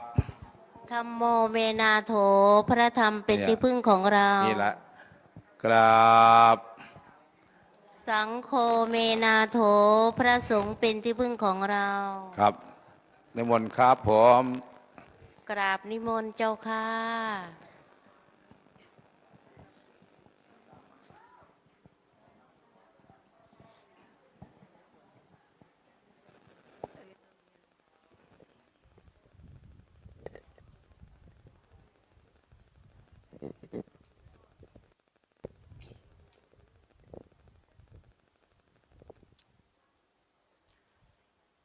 ขอความนอบน้อมแด่พระรัตนตรัยขอถวายความเคารพพระเทรานุเทระทุกรูปขอความสุขความเจริญในธรรมจงมีแก่ญาติโยมอุบาสกอุบาสิกาสาธุชนทุกท่านทั่วโลกสำหรับค่ำคืนมื้อนี้ก็มาด้วยความรำลึกนึกถึงอดีตความผูกพันที่หัวอกเดียวกันแต่เกิดอยู่คนละจังหวัด คือพระครูจริยสารธรรมมีความผูกพันในด้านการทำงานเผยแผ่มาเมื่อ22 ปีที่ผ่านมาประชุมที่ไหนเจอกันที่นั่นทั่วราชอาณาจักรไทยบ่เคยผ่านแต่นี่ต่อไปก็คือสิบ่พอกันอีกเทื่อ ดังนั้นเมื่อมื้อนี้มาฮอดครบ100 วันก็เลยมาด้วยความคิดฮอดด้วยความคุณงามความดีก็เลยดันด้นมามื้อเช้าออกมาจากอำเภออู่ทองมาถึงนี่549 กิโลเมตร แต่เดินทางมาจากวัดพิษโสพารามไปอู่ทองจักแม่นจักกิโลลืมนับ แต่สินั่งรถจากนี่เมื่อวัดพิษโสพารามมืออื่น483 กิโลเมตร แต่กะระยะทางวัดด้วยกิโลเมตรเบิ่งคือมันไกลแต่ใจความคืดฮอดด้วยความนับถือมันบ่ไกลอย่างญาติโยมพากันมาฟังเทศน์ฟังธรรมการฟังเทศน์ฟังธรรมก็หลายคนบางคนก็นอนฟังบางคนก็นั่งฟังบางคนนั่งอยู่ใกล้ๆได้ยินแต่บ่รู้เรื่องก็หลายบางคนได้ยินแน่บ่ได้ยินแน่แต่เข้าใจในเรื่องที่เว้าเพราะฉะนั้นเพิ่นยังบอกว่าสุดสูสังละพะเตปัญญังฟังด้วยดีย่อมได้ปัญญาโยมสิฟังแบบใดก็ได้ แต่ว่าเมื่อนี้เรื่องที่สิมาคุยสู่ฟังก็เกี่ยวกับด้วยความเป็นห่วงเป็นใยวัดว่าศาสนาคือจัง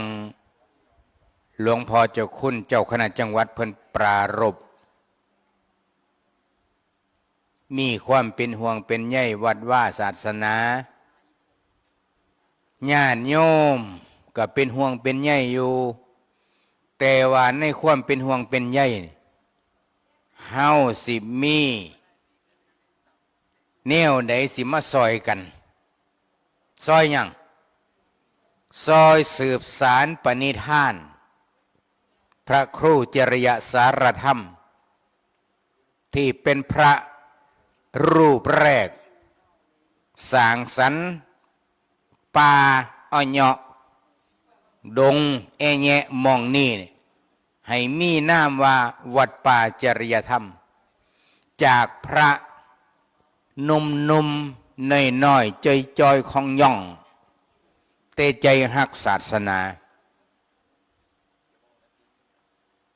ปฏิบัติกรรมฐานผ่านปัญหาอุปสรรคเยอะแยะมากมายมีผู้ประทุษร้ายก็เยอะมีผู้ย่อมือไหวก็แยะเน้นคือชีวิตในอดีตก่อนสิมาเป็นวัดป่าจริยธรรมญาติโยมเฮาอุบาสกอุบาสิกาพระสงฆ์ลูกศิษย์ลูกหาผู้ที่บอกว่ามีความปรารถนาดีเฮาสิซอยกันสืบสารปณิธานของพระครูจริยสารธรรมเพื่อทรงไว้ซึ่งวัดว่าอารามเพื่อทรงไว้ในการสืบสารปณิธานในการสืบสารวัดว่าอารามในการสืบสารพระพุทธศาสนาคันสิเว้าภาษาคนพระอาจารย์พระครูจริยสารธรรมเป็นพระที่เอาจริงเว้าจริงทำจริงขันเป็นทหารขันในยกปืนลำโบราณไก่บัวเศร้าต้องยิ่งขันพูดถึงทหารนะแต่นี่เพิ่นเป็นทหารพระพุทธเจ้ายิ่งคือกันยิ่งอย่างยิ่งกิเลสให้มันตายมันบ่ตายก็ยิ่งมันอยู่หันละยิ่งยังไงนี่แหละญาติโยมเทเฮาทั้งหลายเมื่อว่าเฮามาถวายความเคารพถวายความอาลัยแล้วเฮาสิมาสืบสารปณิธานเพิ่นยังไงหนึ่งเพิ่นสร้างวัดในที่นี้ว่าเว้นแมหลากาศดอเด็กอ่านว่าวัดอย่างวัดความสั้นความยาววัดความสูงความต่ำวัดความกว้างความลึกของวัตถุสิ่งของไหนอย่างศาลาก็วัดได้ว่าศาลากว้างจังเม็ดยาวจังเม็ดสูงจังเม็ด ฝังลึกจักเม็ดนี่คือวัดเพิ่นกระสร้างวัดมาเป็นรูปธรรมให้เฮาเบิง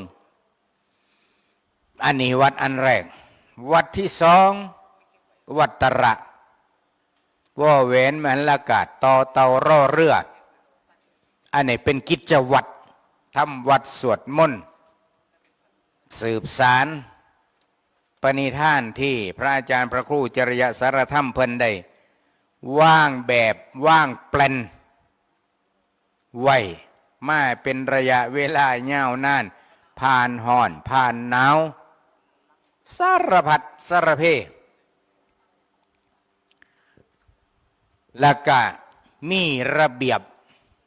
วินัยเตญาติโยมชาวพุทธเฮานี่บางคนก็เคร่งหยังเคร่งในวัฒนธรรมแต่ถิ่มภวินัยอันนี้เขาเกิดว่าเคร่งไม่ถูกที่นะแนวใดเช่นงานบวชบางที่เคร่งในวัฒนธรรมเหล้าต้องมาก่อนเบียร์ต้องมาก่อนงัวควายสิขาต้องมาก่อนแต่นาคสิบทอยู่ไสบ่จักผ่าไตได้ละยังบ่ฮู้ไปบูชาเอาน้ำหลวงตาอยู่วัด20 บาทขั้นมองในเพิ่นเข่งในเพิ่นขายแพงเนี่ยก็ไตละ100 บาทนี่สิบวนลูกชายหัวแก้วหัวแหวนนี่อาตมาเป็นผู้ไปนั่งหัตถบาทอาตมาลับตาเลยบ่มื่นตาเลยหลวงพ่ออุปชาหลับผ่าแล้วเพิ่นว่าคลี่ผ่าสบงออกมาหลวงพ่ออุปชาโยนออกข้างหลังที่นั่งเพิ่นเลยใส่โยมพ่อโยมแม่นักตัวนี้มานี่เบิ่งว่าซั่นเจ้าไปหาผ่าสบงมาไหมอันนี้มันผ่ากองน้ำได้หนิว่าสันหลวงพ่ออุปชาว่าย้อนเบิดเงินซื้อเหล่าซื้องัวมะขาเลยบ่มีเงินซื้อผ้าให้ลูกชายนุ่งนี่แต่ใจนี่อยากได้บุญบุ้ยบ่มีไผลืนเพิ่นในโลกอันนี้แม่นเพิ่นอยากได้หลายกว่าหมู่อยากได้บุญแต่บ่จักบุญตายอีก10 ชาติก็บ่จักบุญผลสุดท้ายหลวงพ่ออุปชาได้ลุกออกจากอาสนะไปหาผ้าสบงมาเพื่อสิบวชลูกศิษย์นี่โยมเรื่องจริงบ่แม่นนิยายนี่ชาวพุทธเด้ชาวพุทธมาแต่อ่อนแต่ออก แต่ว่าบ่จักคำว่าบุญแต่ว่าเว้าติดปากตั้งแต่เว้าเป็นเท่าพ้องตายเว้าได้คำว่าบุญแต่ความเข้าใจคำว่าบุญนี่มันคืออะไรนี่บ่เข้าใจบ่ได้ทำความเข้าใจบ่ได้ศึกษาบ่ได้เรียนรู้พอหยังพระบ่สอนบ่เพิ่นก็สอนจนเขียวร้อนน่ะแต่เป็นหยังคือบ่เข้าใจเพราะผู้ถูกสอนนี่มันบ่มีใจที่อยากฟังขั้นเพิ่นสีว่ายังพระเพิ่นอ้าปากขึ้นเห็นกกเดือกพระล่ะเพราะว่าหูยักเบิดแหละนี่เขาเอิ่นว่าหัวล้านลื่นคู่แต่บ่เทื่อปฏิบัติซะแท้ผ้าสบงที่มาให้ลูกชายนุ่งนี่โอ้เพิ่นแม่นว่าโอ้ยบ่อยากเว้าอาตมาอดบ่ได้ก็เลยว่ามีออกพาพื้นนี่เจ้าการนุ่งยางเลาะวัดบอกเขาจะให้30,000ว่ะจังหูเมืองขี้งมึงตีเลยไม่ใหญ่นี่เขาเอิ้นคนเฮามันปึกหลายขนาดครูบาอาจารย์เพิ่นโปรยทางไว้อบรมสั่งสอนมาเป็นหยังมันจังเป็นจังซั่นมันจังมืดเพราะอันดับแรกล่ะมิจฉาทิฏฐิความเป็นสัมมาทิฏฐิบ่มีปัญญาก็บ่เกิด อันนี้คันสิเว้าถึงว่างานบวชหรือว่าเรื่องบุญนี่ชาวพุทธเฮาส่วนมากสิเอาธรรมเนียมท้องถิ่นมาอ้างก่อนบ่ได้เด้งานบุญมันต้องมีเหล้ามันต้องมีเหล้ามียาเด้มันสิเป็นบุญเป็นบ้านเป็นเมืองได้จังได๋คันบ่มีเหล้าบ่มียาว่าคัดสั่นก็ใส่แต่เหล้ากับยาเท่านั้นแล้วโลกอันนี้บ่ต้องให้มีวัดมีว่าแล้วมันจังสิเป็นบุญ แม่นอยู่บ่อันนี้หลายพื้นที่ตอนนี้คนฟังอยู่ทั่วประเทศนี่กำลังสิหลับกระตื่นได้ตอนนี้เพราะว่าได้ยินอาตมาเว้าฟังแล้วคิดเหมือนสนั้นเลยนอนบ่หลับ เอากล่าวเป็นฝากให้ญาติโยมพิจารณาว่าระหว่างวินัยธรรมพระธรรมวินัยกับวัฒนธรรมท้องถิ่นส่วนใหญ่วัฒนธรรมท้องถิ่นนี่มาปิดบังบ่ให้เห็นความเป็นธรรมวินัยคำสอนของพระพุทธเจ้าซึ่งมันผิดเด้วินัยบ่เฮ็ดตามให้มันถูกต้องก็คือบาปเช่นสมรพระวัดมันหกโยมคืออย่างมาบ่แต่ว่าพระคือได้วัดมันหกหลายครูบาก็เลยไปตัดหญ้าได้บัดครูบาขยันดีเนาะโอ้ยจังสิก็ใครแน่ขน้อยสิมาเก็บเอาเด้อหญ้าที่ตัดแล้วสิเอาไปหมักปุ๋ยแต่อีกครูบาหนึ่งกินเหล้าบัดเมาแล้วก็นอนชาวบ้านเดือดร้อนทั้งโลกย้อนพระกินเหล้าแต่ที่ว่าเนี่ยบ่ได้หมายความว่าส่งเสริมให้พระกินเหล้ายกมาเทียบเคียงให้โยมเบิ่งว่ากินเหล้ากับตัดหญ้าต้องอาบัติโตเดียวกันบาปซ้ำกันแต่ว่าในความสายตาของชาวโลกจังไล่ไฟใหม่เดือดร้อนทั้งโลกโยมเดือดร้อนย้อนพากินเหล้าต้องลาสิกต้องจับสิกเห็นบ่นี่เขาเอ่ยว่าขวมหัวอุปชาเลยเจ้าอาวาสก็ขวมหัวเจ้าอาวาสขวมหัวเจ้าคณะตำบลขวมหัวเจ้าคณะจังหวัดขวมหัวเจ้าคณะภาคขวมหัวเจ้าคณะหนขวมหัวพระสังฆราชตำรวจจับสิเองเลยเห็นบ่นี่คือประเทศไทยขั้นสมมติว่าเฮ้าเห็นตำรวจเฮ็ดผิดพระไปจับตำรวจเขาคุกได้บ่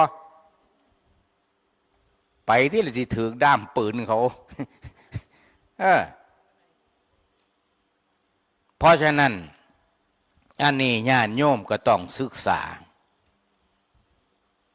เป็นอย่างคือเป็นอย่างสันขั้นสมัยแต่ก่อนญาทานสิไปเทศนี่คืออย่างอาตมาสิมาเทศนี่โอ้ขี่ม้าอยู่เป็นเดือนนี่เพื่อจะมาหอดนี่400 กิโลนี่แต่ซุมื้อนี่บ่ได้ขี่ม้าขี่เองนี่บ่ได้ไปซ่อนกันเด้แต่ว่าคันพระไปขับรถโอ้ยโยมแถวบ้านก็สิเป็นสิตายพระซัวพระบ่ดีโอ้ยนี่ใจมันซัวแห้งแต่ว่าลูกโยมติดยาบ้าพระเจ้าไม่ให้ครูบาบวชได้บัดบ่ว่าซัวจักดีมันเป็นยังไงหาความยุติธรรมเบิ่งโน้ไม่ออกหลวงพ่อลูกขาน้อยน้องก็ออกจากคุกมาติดยาว่าสิมาให้หลวงพ่อบวชหลวงพ่อก็ก็อักกืนน้ำลายก็บ่ลงสิค่ายก็บ่ออกฮ้ยบ่บวชจังได๋ลูกมักกะท่ายกวัดมันจุกข้อบัดอุปสรรคก็ได้ไม่ออกฝากในเด้อเฮ็ดจังไดเฮาจังสิสืบสารปณิธานนี่ล่ะพระอาจารย์พระครูเจริยสารธรรมก็ลุยงานมาตลอดชีวิตมาสร้างวัดแล้วก็ยังบ่พอยังมาสร้างบุคลากร อบรมสั่งสอนลูกพาลูกเน้นไต่เต่ามาตั้งแต่สามเณรภาคฤดูร้อนสามเณรใจสิงเพื่อว่าเสมาได้เป็นพระมหาสามเณรปรริญญาโอ้บ่ธรรมดาอาตมาก็ได้ปั้นลูกศิษย์มาอยู่เขามาม่วนให้ไปฉลองลูกศิษย์ปรริญญาธรรมเก่าประโยคอยู่นครหลวงเวียงจันทร์นิมนต์พระอาจารย์เดินทางวันที่26เด้อคือมืออื่นเขาให้เดินทางแต่มาก็เลยโอ้ยไปบ่ได้หรอกรับงานสิไปจังหวัดเลยล่ะไปบ่ท่านผู้ใดสิตำหนิติเตียนจังไดก็นิมนต์ตามใจชอบผมบ่ไปพอแยกร่างบ่ได้ก็เลยบอกลูกศิษย์ก็เลยว่าครับผมเทื่อหน้าผมสิบ่เฮ็ดคือเก่าผมสิบ่มัดมือศกพายานคือเก่าผมสินิมนต์แต่เนิ่นๆคะแนนเนี่ยก็แสดงว่าจะคว่ำสมกับจบปรริญญาธรรมเก่าประโยคอยู่ว่าครับว่าสันนี่นะโยมนะเพราะฉะนั้นการที่สิมาสร้างบุคลากรของศาสนาได้แต่ละรูปแต่ละนามก็บ่เป็นเรื่องยากเด้ไม่ออกก็ถวายจังหันถวายเพนถวายน้ำปานะถวายปัจจัยสี่เพื่อว่าสิได้คนเป็นพระเพื่อสิได้พระเป็นพระบ่ง่ายๆเด้นี่แหละคือหลวงพ่อเพิ่นเทศไปเมื่อกี้นี่แหละเพราะอย่างเพราะว่าเพื่อสิเอาชนะใจเจ้าของได้เพื่อสิเอาชนะกิเลสได้กิเลสนี่มันรุนแรงผู้ใดเอาชนะกิเลสได้ก็แสดงผู้นั้นบ่เป็นคนธรรมดาแต่บางรูปบางนามก็หลงอย่างหลงกิเลสคือว่าเจ้าของเป็นบุคคลสำคัญเบิดกิเลสไปแล้ว2 โต 3 โตที่ไหนได้มันพอกพูนนักกว่าเก่าเมื่อเธอตรวจสอบแล้วมันบ่แม่นหลุดพ้นแต่ว่ามันพอกพูนอีก30 เท่าโตจังสี่ก็มีเพราะฉะนั้นญาติโยม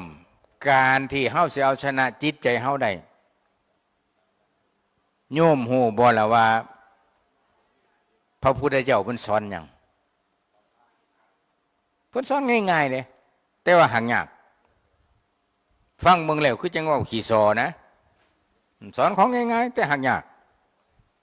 เอาเพิ่นสอนหยังเพิ่นสอนเรื่องทุกข์ผู้ใดก็เคยทุกข์แต่นั่งอยู่นี่มีผู้ใดเห็นทุกข์มีแต่ว่าข้าน้อยนี่แหละเป็นโรคกระเพาะเจ็บดังปวดเอวความดันเบาหวานแต่ว่าบ่เห็นทุกข์แต่เคยทุกข์พระพุทธเจ้าเพิ่นตรัสรู้ก็ย้อนเพราะเพิ่นเห็นทุกข์ชาวพุทธเฮานี่ส่วนมากบ่อยากเห็นทุกข์เด้มีแต่ย่านทุกข์สิไปฟังเทศสอดแจ้งสิไปได้บ่โอ้ยเจ็บเอวก็เจ็บขาก็เจ็บเก้าสิขึ้นมันบ่เจ็บดอกตอนว่อนแต่ปรุงแต่งเอาเองเมิดย้อนหยังย้อนบ่อยากมาเว้าง่ายๆว่าขี้ข้านร้ายคันว่าสิไปฟังเทศฟังธรรมฟังอยู่เฮียนเมื่อไรบ่ขาน้อยคือนอนฟังแล้วมันรับแล้วก็แล้วเขาเอ่ยว่ามันก็เป็นสุดสุสังลพเตปัญญังฟังด้วยดีย่อมได้ปัญญามันก็บ่เกิดบัดเพราะอย่างฟังสักแต่ว่าฟังขั้นเสียงเพราะก็เงียงหูฟังถือเว้าถือใจก็เงียงหูฟังขั้นบ่ถือกิเลสเจ้าของก็ฟังหวนดอกเว้าบ่แซ่บนั่นกิเลสได้มันว่า เพราะฉะนั้นกะเหตุจังไหนล่ะมันก็ต้องมาฝึกฝน ที่สำคัญประเด็นแรกพระบวชใหม่หรือเมชี่บวชใหม่หลายคนนะไปเจได้ก็ได้ยินว่าเฮาเวลาบ่หลายบวชแล้วก็บ่ต้องเฮียนดอกบวชแล้วก็มานั่งปฏิบัติเอาโลดหู้ซ้ำกันนั่นละผู้ใดบอกจังสี่แสดงว่าขี่ตัวนะบ่เฮียนแล้วมันสิหูมาไหนจะไหนตัดสรุแต่หึงบันไดต้องมาเฮียนกรรมฐานนำพระอุปชานำพระอาจารย์นี่คือจังพระอาจารย์พระครูจริยสารธรรมเนี่ยพระอาจารย์นิรุตนี่ก็สอนสามเณรใจสิงแต่ละรุ่นแต่ละรุ่นฝึกให้ยืนฝึกให้เดินฝึกให้นอนฝึกให้กินฝึกให้อาบน้ำฝึกให้แต่งตัวนุ่งสบงส่งจีวรให้ถูกต้องตามระเบียบฝึกให้เว้าจังไหนจังสิถือลักษณะรูปพันสันฐานในฐานะของตนก็ฝึกแม่ออกกสิหูแก่ใจว่าลูกพาลูกเน้นที่เพิ่นฝึกมาเนี่ยมีไผแน่ได้เป็นมหาก็เยอะแยะเรียนจบปริญญาก็มีนั่นล่ะก็ย้อนเพิ่นฝึกมาเมื่อว่าเฮามีโอกาสได้เรียนแล้วขั้นผู้สิบวชบ่เหิงบั่นคือยังพระใหม่นี่บวชบ่เหิงบวช3 เดือนขั้นมีผู้ว่าบ่ต้องไปเฮียนดอกบวช3 เดือนพรรษาเดียวนึงปฏิบัติเอาเดี๋ยวก็หู้สำคัญนั่นละบ่แม่นนะคะแนวนี้นะต้องเฮียนหยังเฮียนกรรมฐาน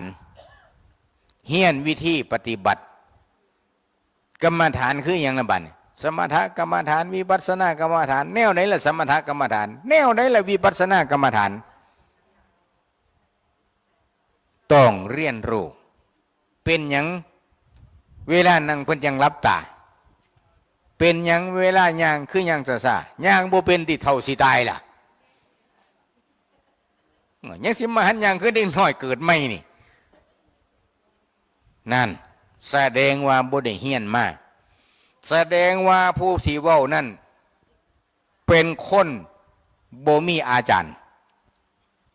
บ่มีอาจารย์อบรมสั่งสอนแนะนำเลยบ่รู้เรื่อง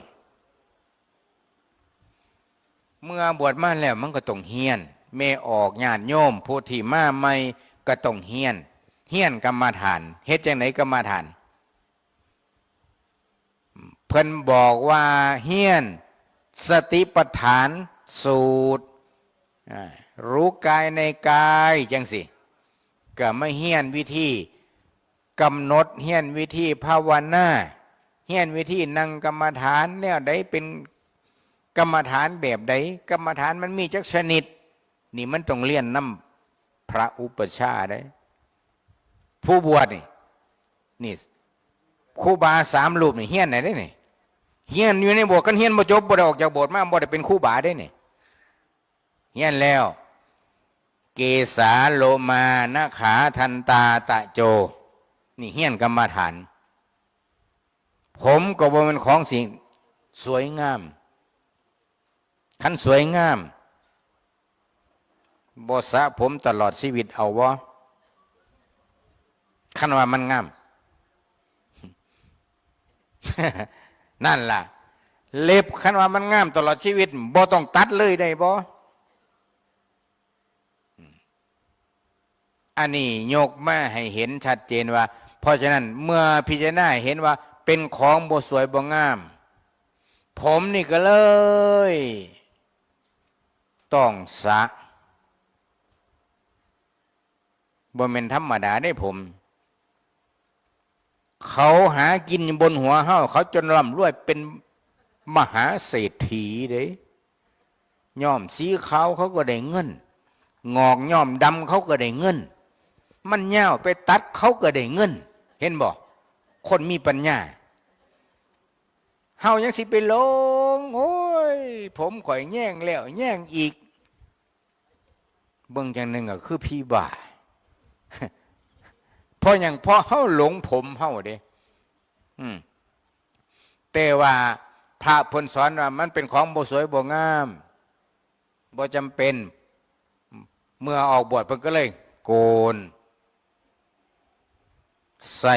ใบมีดโกนเดือนละเทื่อเดือนละเทื่ออันนี้ก็สิบอกไม่ออกไว้เด้อ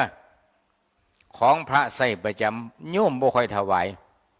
คือใบมีดโกนกับดาบมีดโกนนี่เป็นอัฐบริขาร1 ใน 8ไม่มีและเป็นพระไม่ได้ขันโยมไปซื้อก็ซื้อแต่อันแนวโกนหนวดนั่นละอันครกคือคลิกอันละ5 บาทมันโกนผมบ่ได้ผัดว่าครูบาเรื่องมากขันบ่ดีเพิ่นก็บ่เอาได้ผัดว่าเอาผิดอีกครูบาก็ได้ก็เลยเดี๋ยวหาเอาเองไม่ไงเลยบ่เว้าซ้ำยากบ่เสือถามหลวงพ่อเพิ่นเบิ่งแม่มีผู้ถวายอยู่บ่ก็น้อยก็ซื้อเอาเองแล้วเพิ่นก็สิว่าโลดแน่เอาก็ให้ทำความเข้าใจไว้เด้อไม่ใหญ่เด้ออันนี้เกี่ยวกับวินัยเด้นี่มีโกนผมนี่เป็นบริขารของพระต้องมีเท่ากันกับต้องมีบาตรคันบ่มีบาตรอุปสมบทบ่ได้เด้มีบาตรมีมีดโกนมีดตัดเล็บนี่ก็บ่มีผู้ใดซื้อถวายมันต้องตัดเล็บเด้หลวงพ่อเจ้าคณะจังหวัดองค์หนึ่งเพิ่นว่าพระนี่พระสงฆ์นี่ขั้นไว้เล็บยาวมันก็บ่ต่างกันยังกับเหยี่ยวเพิ่นว่าขั้นเป็นพระนี่มันต้องตัดเล็บเพิ่นว่าโอ้อาตมาฟังสะดุ้งตึงแล้วว่าอันนี้เกี่ยวกับวินัยของพระสงฆ์ของนักบวชบาดนี้วัดป่าจริยธรรมเนี่ยเพิ่นก็มีการสร้างบุคลากรสร้างวัดสร้างกิจกรรมวัดป่าจริยธรรมนี่เฮ็ดจังไดญาติโยมจังสิมีผู้สืบทอดโบสถ์เสาแต่เสาโบสถ์ก็112 เสาสิมีห้องประชุมมีโรงอุโบสถในหันครบเสร็จมัดจังว่าโบสถ์นี่มี112 เสาเนี่ยอาตมากับพระครูจะเรียนยางคุยกันอยู่ตั้งแต่เว้นออกโบสถ์เดือนไงสุ่มเหล้าเป็นตะพ่อพี่หลอกคือยังในมือนั้นคุยกัน2 ลูกนี่ครับหลวงพ่อตรงนี้ผมจะทำอย่างงี้อาตมาครับครับยุ่งกัดบ่สนมีความสุขได้คุยกันเมื่อนั้นตรงนี้มันเป็นอย่างนี้อธิบายไปเบิดอาตมาก็รับฟังจังว่าได้วาดเว้า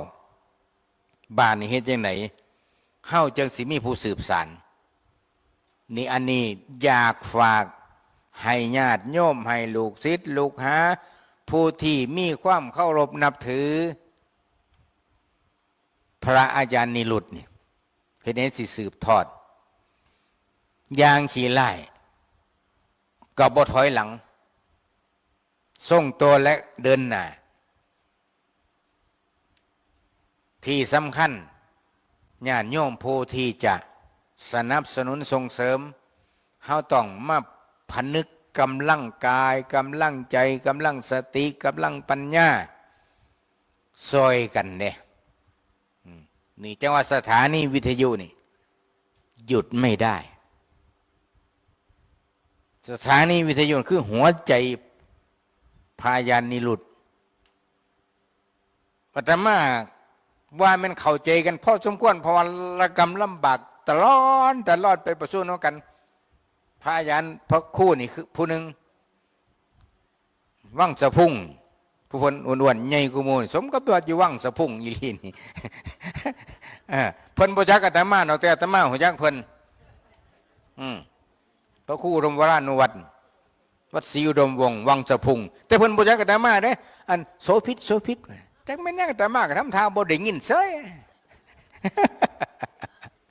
อันนี้ย้อนหยังย้อนความคุ้นเคยกันก็เว้าที่เล่นที่จริงหยอกเล่นกันไปในฐานะว่าหัวอกเดียวกันไม่ออกพอว่าไปใส่กะคือซอยกันกับซอยกันด้วยใจอีหลีเพราะฉะนั้นญาติโยมต้องเอาไปทำเป็นการบ้านเนี่ยว่าเฮาสิพากันสืบทอดจังไดที่ดินแปลงหนึ่งซ้ำนี่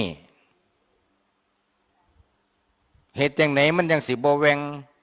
หนึ่งบ่แวงด้วยน้ำเสาะ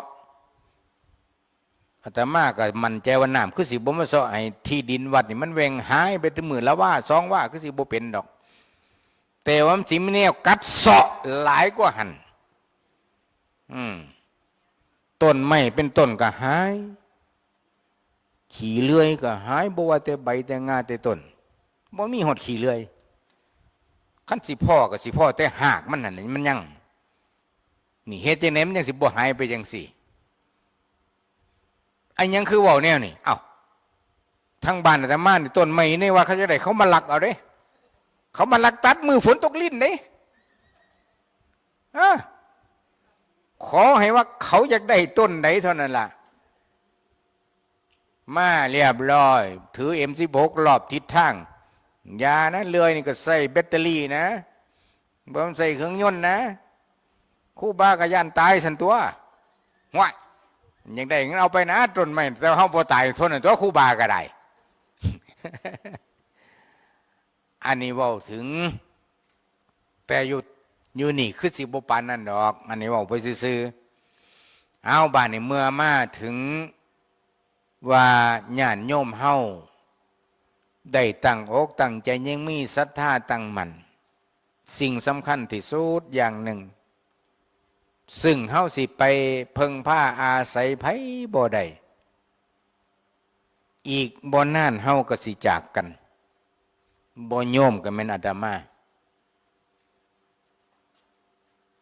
จากกันอย่างไหนดีจากกันในที่นี่ก็คือเบิดบุญญาวาสนาภาษาคนเฮาก็เอื่นว่าตายนั่นล่ะขั้นหากว่าเฮาโหแล้วเฮาบ่ประมาทก็ตั้งอกตั้งใจสร้างบุญบารมีไว้เพราะว่าอย่างสร้างบุญบารมีเนี่ยมันก็เป็นทีกำบังเป็นใบบุญที่เฮาสิได้พึ่งพาอาศัยหนึ่งบุญโตสองบุญเติมสามบุญตามโยมมีครบทั้งสามอย่างบ่บุญโตก็หมายถึงว่าบุญเก่ากุศลเก่าเฮาสร้างมาอย่างทุกท่านทุกคนนั่งฟังอยู่นี่หรือนอนฟังอยู่บ้านก็ตามผู้นอนฟังอยู่บ้านบางคนก็สินอน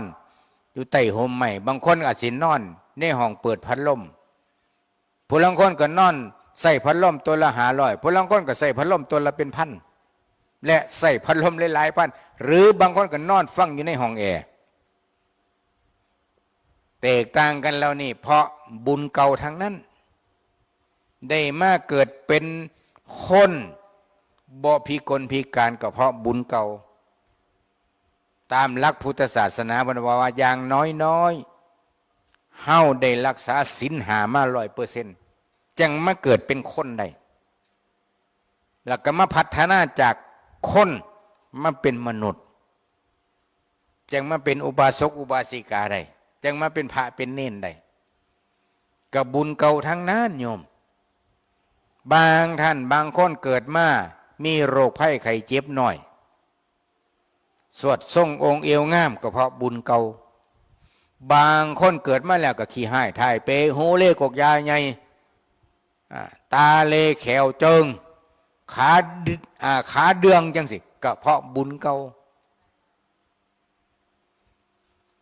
บางคนเกิดมาแล้วมีสติปัญญาดีมีความเฉียบแหลมไหวพริบปฏิภาณดี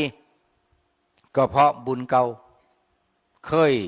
เจริญภาวนามามากก็แล้วแต่อันนี้เพิ่นเอิ้นว่าบุญโต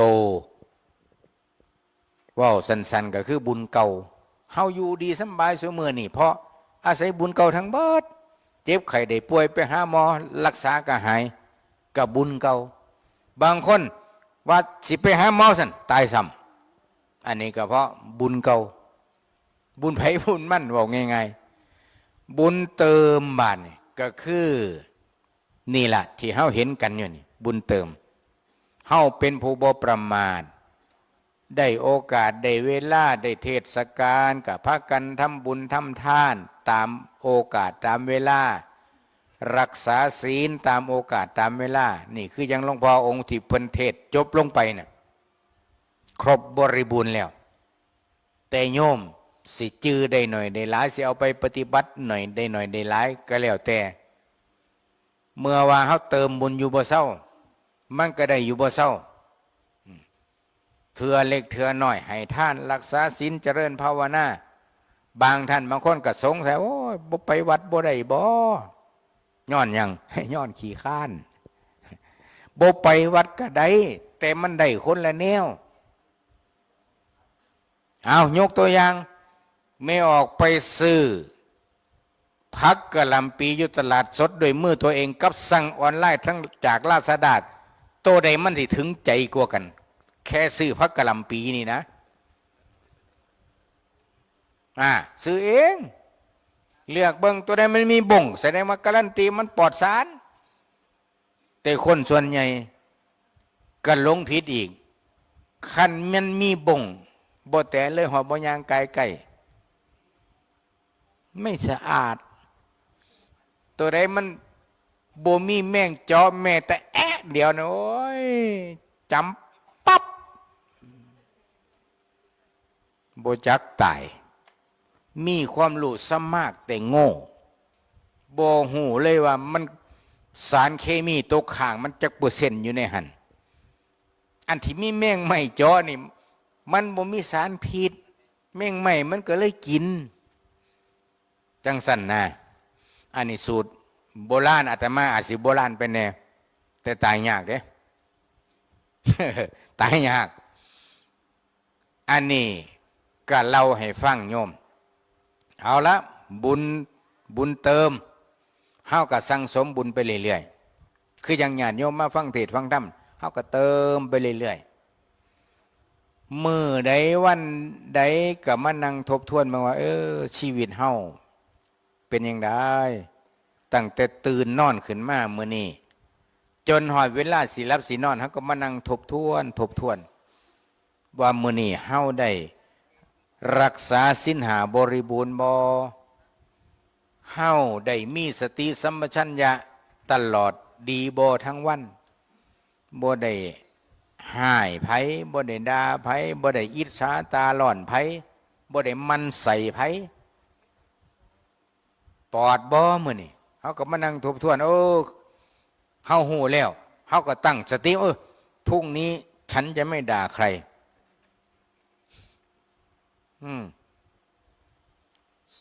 ไปใส่บาตรก็สิบ่จมให้ยะคู่ก็ตั้งสติไว้ผัวรักเล่นไพ่ก็สิบ่ด่า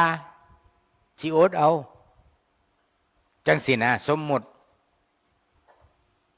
เป็นการตั้งสตินี่เป็นการเจริญกรรมฐานเด้เมื่อเฮาหูวิธีเจริญกรรมฐานแล้วเฮ็ดหยังก็ตามสิไปเกี่ยวหญ้าไปเกี่ยวข้าวขับรถใส่กรรมฐานทั้งนั้น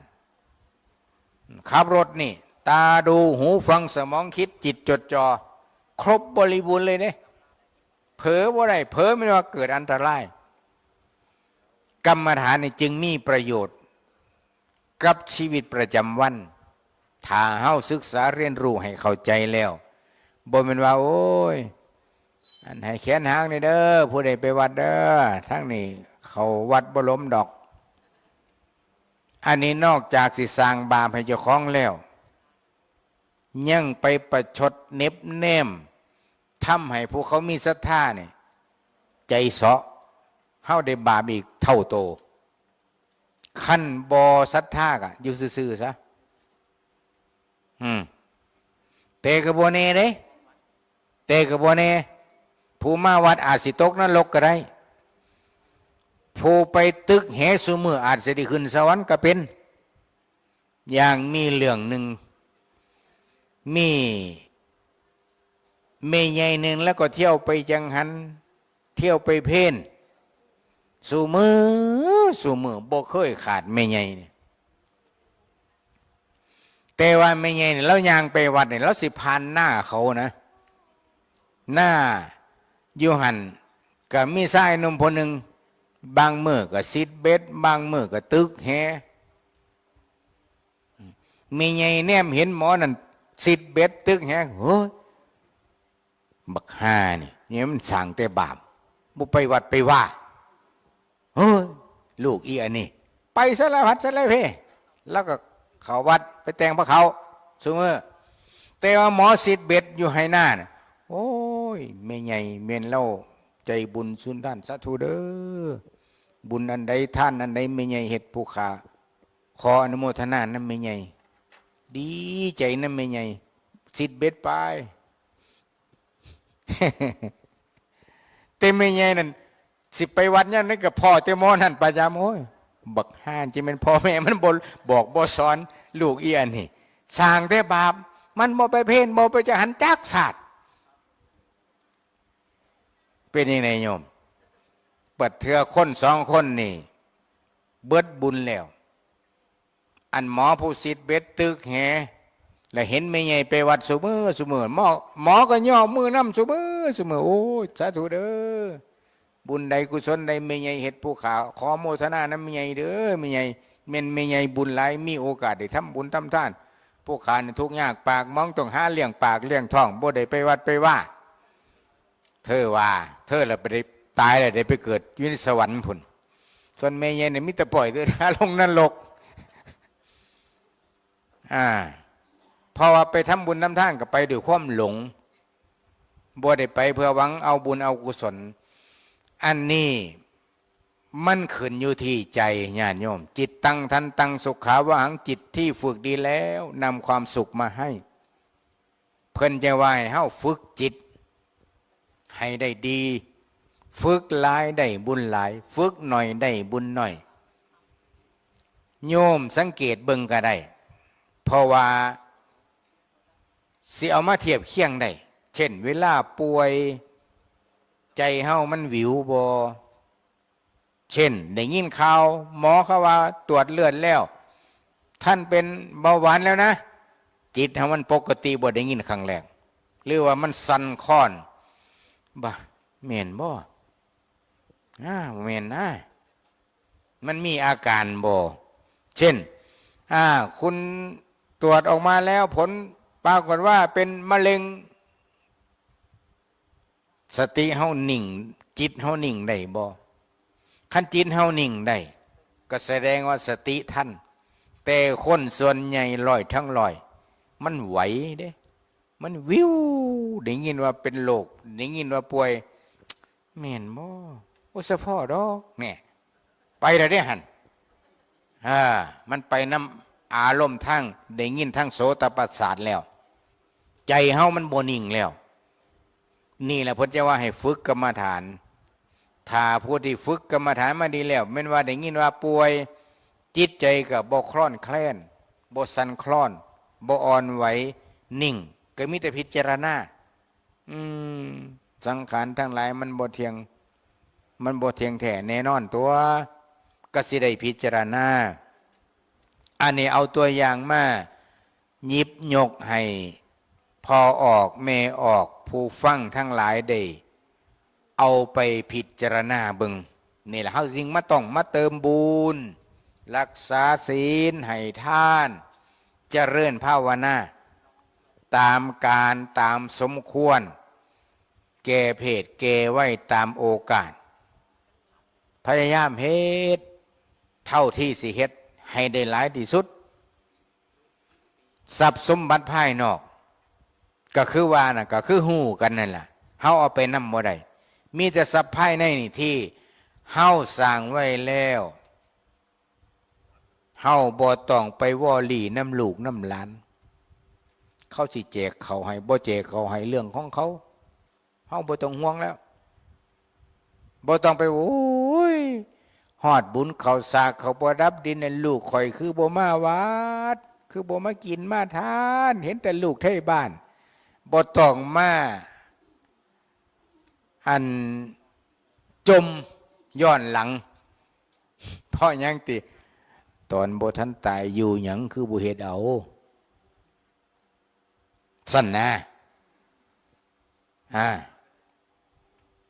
คันเขาแจกเขาให้นี่นะบุญตาม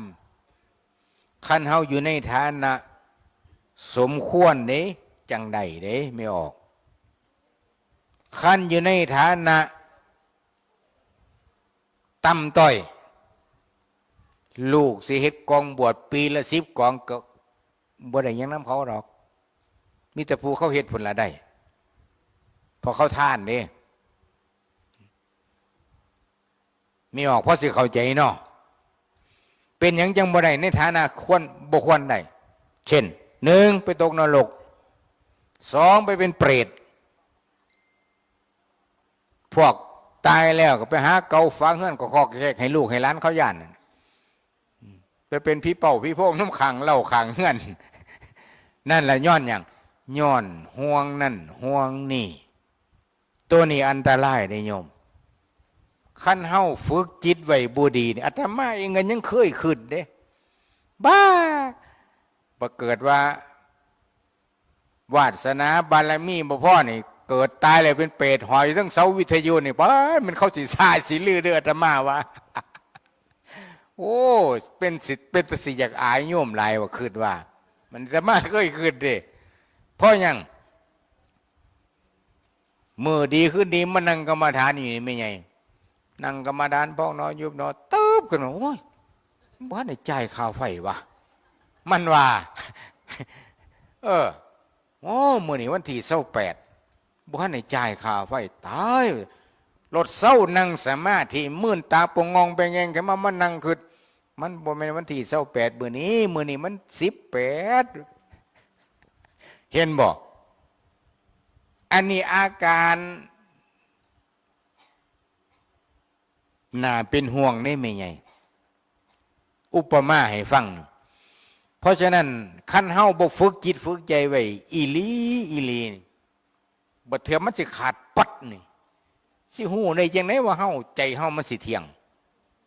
แต่ซ้ำว่าไข้หวัดใหญ่มันกินนักแห้งๆยังหลงถีบ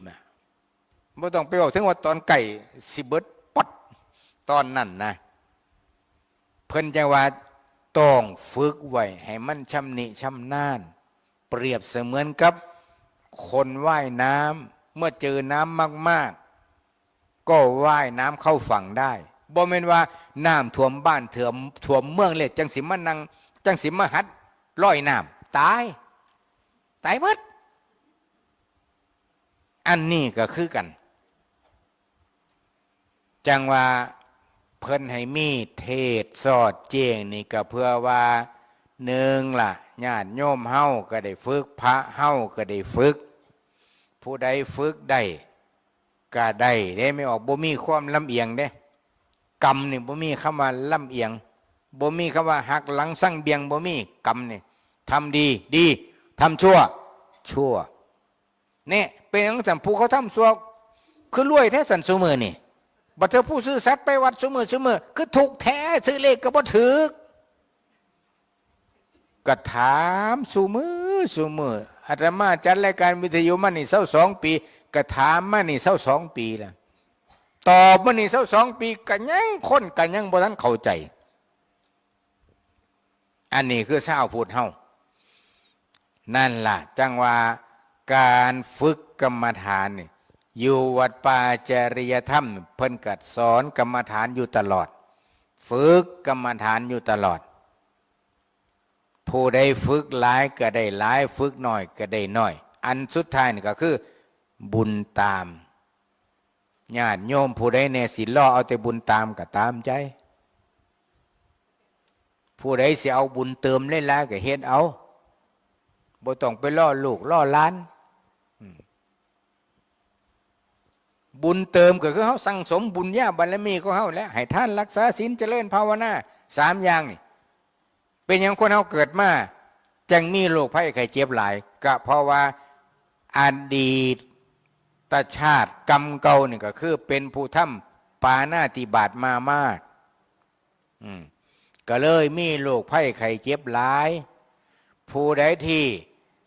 มีโรคภัยไข้เจ็บหน่อยก็แสดงว่าอดีตชาติทำปาณาติบาตมาหน่อยโรคภัยไข้เจ็บก็บ่ค่อยมีถึงมันมีก็รักษาหายรักษาได้อันนี้ตามคำสอนทางพุทธศาสนาเพิ่นว่าไว้จังสันเหตุนั้นพอออกไม่ออกตนญาติโยมทุกท่านทุกคนก็ฝากไว้ว่าเหตุจังไดเฮาจังสิสืบทอดหรือว่าสืบสารปณิธานของพระอาจารย์พระครูจริยสารธรรมให้คงเส้นคงว่าดำเนินการต่อไปข้างหน้าได้อันนี้เฮาก็ต้องซอยกันซอยจังไหนตีซอยคิดบ่ได้ก็ซอยทำบ่ได้ก็ซอยเนี่ยได้สิซอยได้ถ้าซอยยังบ่ได้จังอย่างอยู่ซื่อๆอย่ามาตินั่นตินี่คันบ่มีปัญญาสิซอยยังก็ได้ซอยคืดก็ซอยคืดบ่ได้ซอยยกซอยย่อก็ยกย่อบ่ได้คันซอยยังบ่ได้จังแนวก็อย่ามาขัดขวางอย่ามาติภาษาบ้านเฮาอยู่ซื่อๆสิมีประโยชน์หลายกว่าแต่มันก็เป็นธรรมชาติปัญหาและอุปสรรคเป็นเกณฑ์ชี้วัดความสามารถของมนุษย์ขั้นหากว่าตั้งใจสิทำความดีปุ๊บม่านมักมาท้าทายอย่างไม่ออกมานั่งฟังเทศลองตั้งสมาทานบ้างไหมตั้งแต่นาทีนี้เป็นต้นไปข้าพเจ้าจะนั่งไม่ขยับขยื่นเอาสิได้พอหานาทีนั่นแหละกูลงเว้าหึงบนในน้อบนเอาเว้าเลยแม่นบ่ล่ะนั่นล่ะพญาม่านพระอาจารย์ของอาตมาทำวัดสวดมนต์อยู่ในโบสถ์ทุกมือเพิ่นเป็นข้อ2จากหลวงพ่ออุปชาอาตมามือหนึ่งจักเพิ่นคิดจังไหนเพิ่นว่าจักคิดได้คิดดีมันแวบขึ้นมาในสมองก็เลยเอาซะเลยเพิ่นว่าปกติอยู่วัดพิษโสภารามพระสงฆ์สามเณรทำวัดสวดมนต์แล้วย่ำมื้อแลงก็สิลงโบสถ์ประมาณ 18 นาฬิกาทำวัดสวดมนต์แล้วก็นั่งสมาธิแผ่เมตตาพระเณรออกจากโบสถ์มาแล้วก็สิมาออกข้องอยู่นี่ผู้ใดบ่ฮู้จักออกข้องแสดงว่าเกิดรุ่นใหม่เพิ่นก็สิมาลั่นข้องมุง3บทนะตีข้องเพิ่นเอิ้นออกข้องเมื่อนั้นพระอาจารย์เพิ่นก็จักคือได้คือดีสู้มือเพิ่นก็บ่ได้คิดมื้อนี้นั่งสมาธิถ้าข้าพเจ้าไม่ได้ยินเสียงออกของข้าพเจ้าจะไม่เลิกนั่งพุ่นน่ะเพิ่นก็นั่งตั้งท่าซะเต็มทีว่าซั่นแม่ไอ้เนมมันไม่ตีข้องจริงๆเว้ยเพิ่นว่าเพิ่นก็โอ้ยตายกูหลงอธิษฐานเฮิงบันไดเพิ่นว่าบ่มีผู้ใดไปลั่นข้องเลยเหมือนซุมือบ่มีพลาดซุมือนี่ลั่นซุมือแต่มือเพิ่นอธิษฐานบ่มีไผตีข้องแล้วก็บ่มีผู้ใดย่างผ่านข้องเลยโอ้เพิ่นก็เลยขาน้อยผิดแล้วเพิ่นน่ะสาธุเด้อเทวดาอารักษ์ผู้มีหูมีตาไปบอกให้เน้นตีข้องให้ผู้ขาแหน่เพิ่นว่าเงียบปวดแล้วปวดอีกก็มิดโอ้สาธุหลวงพ่ออยู่ไสน้อเพิ่นน่ะเพิ่นก็จมหาหลวงพ่อในใจเพิ่นโอ้ยหลวงพ่อบอกนี่หน่อยไปตีข้องให้ผู้ขานี่ท้อสิตายเลยเด้ดิเพิ่นน่ะโอ้ เป็นเรื่องเล่าที่ฟังเบิ่งคือเรื่องตลกโยมแต่ว่ามันเป็นเรื่องจริงที่ผ่านมามันบ่เป็นนิทานบ้านนี้เถิงเติบหลวงพ่อเอามื้อนี้คือเน้นหน่อยคือบ่ลั่นของเนาะเพิ่นก็ไปเบิ่งนาฬิกาบัดนี้ห้วยมันเลยเวลาออกห้องนี่เน้นหน่อยมูเจ้าบ่ออกห้องบ่มื้อนี้นี่น้อยก็ย่านหลวงพ่อบังก็ฟ้าวไปตีบัดเพิ่นจังบ่ตายเพิ่นได้อาการปวดนี่มันไม่ออกคือเก่เสือกนี่เพิ่นว่าทั้งที่บ่ทันขยับเด้เพิ่นว่าแม่มออกโอ้โหไม่ตายเลยโว้ยเทวดามาโปรดแล้วเพิ่นว่านี่เพิ่นเอิ้นว่าม่านดลใจเหตุหยังก็ตามญาติโยมบ่ว่าพระสงฆ์องค์เน้นตั้งแต่สมเด็จพ่อเฮาคือพระพุทธเจ้าตั้งอกตั้งใจว่าสินั่งเลือดเหือดหายไปก็สร้างมันที่เหลือแต่กระดูกก็สร้างมันถ้าบ่ได้ตรัสรู้เป็นอนุตตรสัมมาสัมโพธิญาณสิบรรลุออกจากบัลลังก์เป็นได้ปรากฏว่าเพิ่นก็เจอพญามารทุกรูปแบบนี่คืนวันเพ็ญเดือน6ผ่านไปฮอด2 ย่าม3 ย่ามจนว่าพุ่นแล้วรุ่งอรุณของวันใหม่เพิ่นแล้วเพิ่นยังได้ตรัสรู้คักแน่ก็เจอม่านคือกันม่านในที่นี้ก็เป็นนี่แหละกิเลสในใจเฮานี่แหละญาติโยมเวลามาสิมาวัดบางคนก็ตั้งใจก็ว่าสิมาอยู่บรรฮอดมือมาบ่ได้มันหักมีหันละแนวจังว่าเวลาอันผู้ขาพร้อมครอบครัวเด้อเห็นบ่หลวงพ่อเพิ่นเทศไปก่อนอาตมาเว้ามานั่นนะย่ามสิกินสิท่านอันขาน้อยบริจาค50 บาทเด้อพร้อมครอบครัวอาตมาก็เลยย้อนสอนไม่ออกอันได้บอกลูกบ่ละมาเนี่ยบ่เลยเอาเงินพอมันสิเอาเงินซื้อเลขแล้วมาท่านว่าซั่นเจ้าบอกเล่าบ่ละบ่แล้วลอยเอาว่าซั่นใส่บอกว่าอันพร้อมครอบครัวว่าลักเอาเงินซื้อเลขพร้อมมาท่านแนวนี่เจ้าตัวทั้งผัวตัวทั้งลูกตัวทั้งพระทั้งโตทั้งเต็งนะยายว่าห่วยเราอ่ะ เอามาท่านกับพิษบ่เราอ่ะเอาเจ้าหาว่าพร้อมครอบครัวว่ะเนี่ยนี่มันบ่แม่นพร้อมแล้วนี่ว่ะมันต้องย่อใส่เก่าเท่าใส่หัวอยู่เฮือนพร้อมลูกพร้อมผัวอยู่เฮือนแม้ต้องเห็นด้วยน้ำกันในจังท่านมันจึงเป็นพร้อมครอบครัวอาตมาว่ะโอ้เพราะคู่เล่นเอาจังสี่บ่เราว่า ยังพออยากเสื้ออยู่เด้อันนี้อุปมาให้ฟังการทำความเข้าใจเรื่องเล็กๆน้อยๆบางครั้งบางข้าวก็มันชินชานี่แหละระหว่างสามีภรรยาอยู่บ้านมันสิแตกแยกกันไปจากเรื่องเล็กๆน้อยๆเรื่องที่คิดว่ามันบ่เป็นหยังดอกกระลาเท่านี้กระลาซ้ำนี่สันนะต้องให้ระวังถ้าเฮาเว้าถึงว่านักปฏิบัติธรรมคือกันมันก็บ่ชนะกิเลสย้อนของเล็กๆน้อยๆนี่ล่ะหนึ่งคันสิมาปฏิบัติกันบ้าเพิ่นสิมีกาแฟให้กินบ่เพิ่นบ่ได้กินกาแฟก็โอ้ยตายแล้วกูนั่นหนึ่งเลยเด้สองอดเขียวหมากบ่ได้เว้ยไปวัดนี่พักเนี่ยคู่ก็ให้ถือตาหมากก็บ่ได้สองน่ะคันเป็นพาไปเล่นก็สูบยาบ้านี่โอ้ยสูบยานี่บ่ธรรมดาได้พระสูบยานี่ยาซ่องนี่เอาใส่กล่องสแตนเลสนี่ใหญ่บ่ธรรมดาได้หวงเห็นขนาดได้ขนาดว่าสูบจนปอดสิทะลุแล้วนี่บ่ทันพอเศร้าบ่เนี่ยคู่สูบจนโรงงานมันจริงพุ่นว่าอันนี้ก็ มันก็แพ้ตัวเองเพราะฉะนั้นนักปฏิบัติธรรมนี่บางครั้งบางคราวก็ต้องยอมเสียสละบางสิ่งบางอย่างเสียสละสิ่งที่มันเป็นส่วนเกินก็ยอมพระพุทธเจ้าเพิ่นยอมเด้ประสูติก็อยู่ป่าตรัสรู้ก็อยู่ป่าปรินิพพาน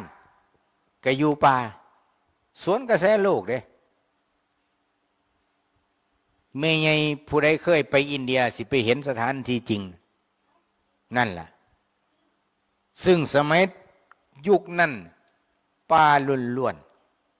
ๆจังว่าให้ศรัทธาญาติโยมเฮาทุกท่านทุกคนได้เอาไปพิจารณาเด้อว่าแนวใดก็ตามขอให้มีสติสัมปชัญญะระลึกนึกถึงสติสัมปชัญญะบ่อยๆบ่อยๆเจริญกรรมฐานเนี่ยบ่ว่าห้ามบ่ให้ขยับเด้บ่ว่าห้ามบ่ให้เปลี่ยนอิริยาบถเด้ยืนเดินนั่งนอนดื่มกินเคี่ยวตลอดจนถึงไปห้องน้ำห้องสุขาให้มีสติตลอดแต่ก็อีกล่ะนักปฏิบัติธรรมอีกประเภทหนึ่งขั้นมือได้นั่งเข่าสมาธิได้โอ้หนาบ้านสื่นอกสื่นใจบอกน้ำไปก็ยิ้มคือพี่บ่าเพิ่นดีใจมือได้นั่งบ่ได้มันโอ้อารมณ์เสียไผมาสวนควมในบ่ได้พิษใจมื่อนี้นั่งสมาธิก็นั่งบ่ค่อยได้เด้มื่อนี้อารมณ์บ่ดีเด้อย่ามาไก่เด้อย่ามาสวนมัดเด้อันนี้โมเมนขั้นเฮานั่งมันสิเจ็บสิปวดเพิ่นก็ให้เอาอารมณ์ปวดไปสติไปทำความเข้าใจหูอาการว่ามันปวดจังไหนมันปวดตอนใดสังเกตมันได้บ่มันปวดตอนหายใจเขาเงาๆบ่เรียกว่าหายใจออกสุดแล้วมันปวดตึ๊บขึ้นมานั่นล่ะให้หูท่านอาการถ้ามันบ่ท่านก็ให้พิจารณาว่ามันเหลืออดเหลือทนไหนก็ตั้งสติว่าเฮาสิเปลี่ยนอิริยาบถรู้เนาะรู้เนาะรู้เนาะรู้เนาะอยากเปลี่ยนอิริยาบถเนาะอยากเปลี่ยนเนาะอยากเปลี่ยนเนาะก็คอยเหยียดออกอย่างมีสติหมายถึงเหยียดขาเหยียดมือให้หู้อยู่ตลอดเวลาอย่างมีหลวงตารูปหนึ่งเกษียณอายุราชการตำรวจมาบวชอยู่วัดพิษโสภารามเพิ่นฝึกกรรมฐานมา2 พรรษา3 พรรษามาพรรษาที่3เพิ่นบอกว่าไปขออนุญาตหลวงพ่ออุปชาได้แล้วว่าสิฝึกสมาธิ24 ชั่วโมงพายานผมขอนิ่งจักอย่างได้บ่เพิ่นเอิ้นอาตมาเป็นอาจารย์ก็เลยถามว่าหลวงตาสิขอยังครับผมสิมีให้บ่น้ออันผมสินั่ง24 ชั่วโมงนิมนต์พายานเบิ่งแย่งผมนี่เด้อโอ้นิมนต์ผมสิดูแลเองครับเพิ่นก็เดินโยกม2 ชั่วโมงแล้วเพิ่นก็นั่ง24 ชั่วโมงผ่านไป2 อาทิตย์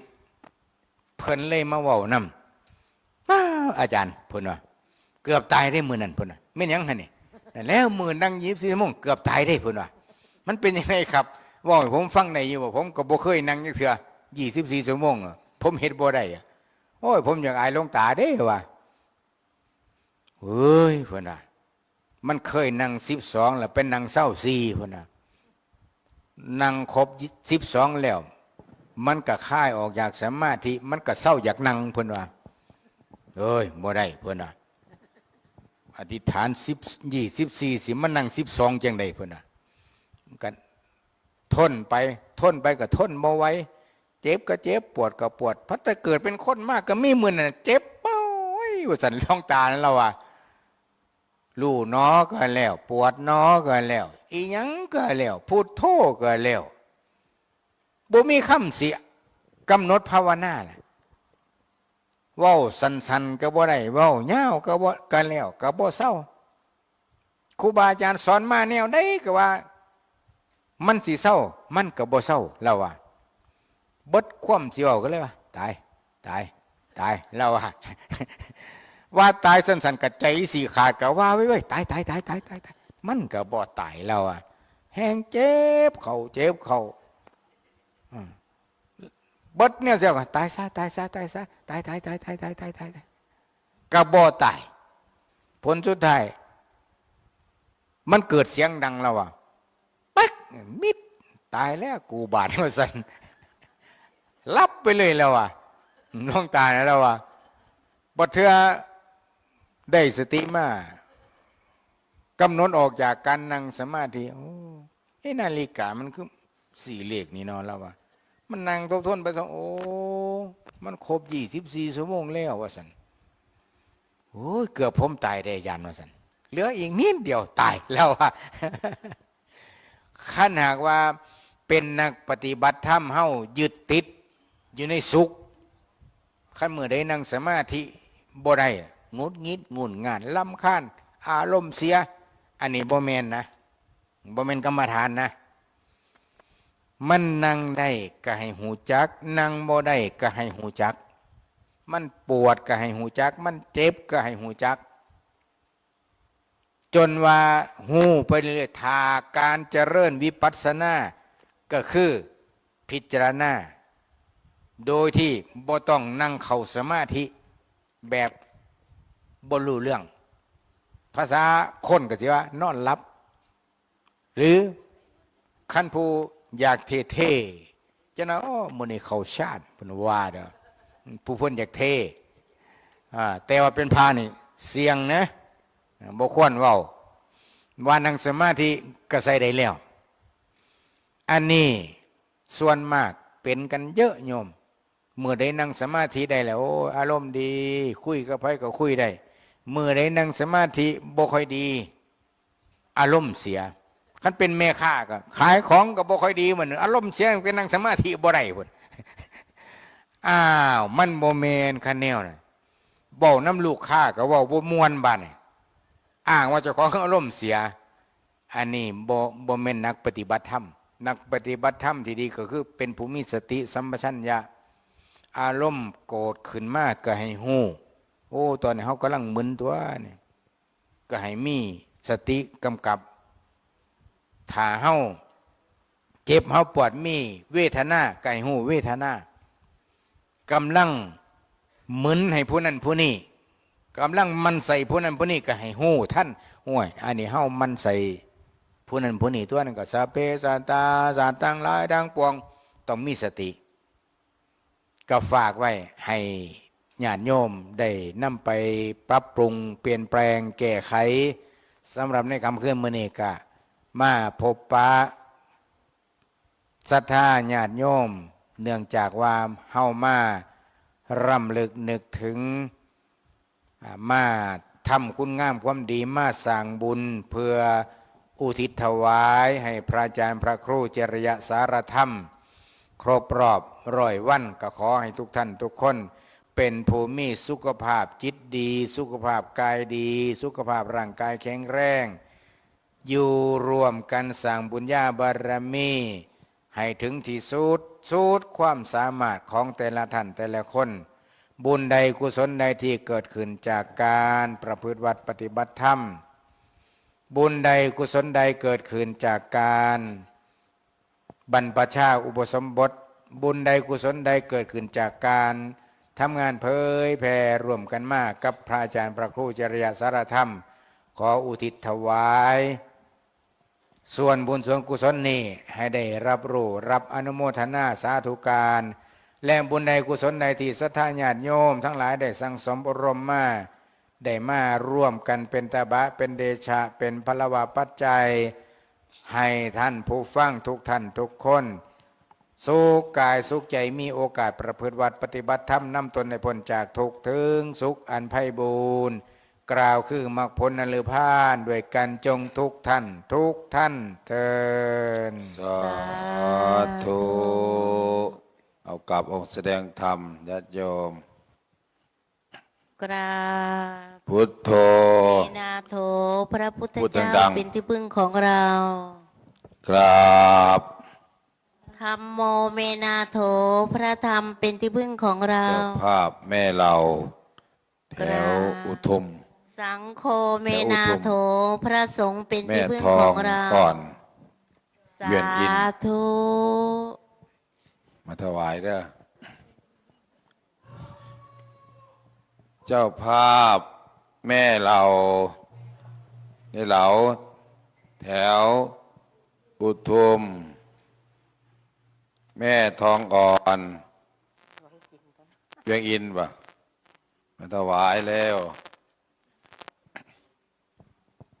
จะปลดในาฬิกาลงก่อน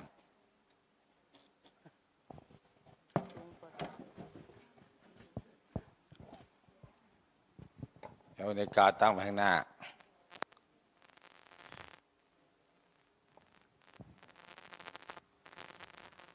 สาธุ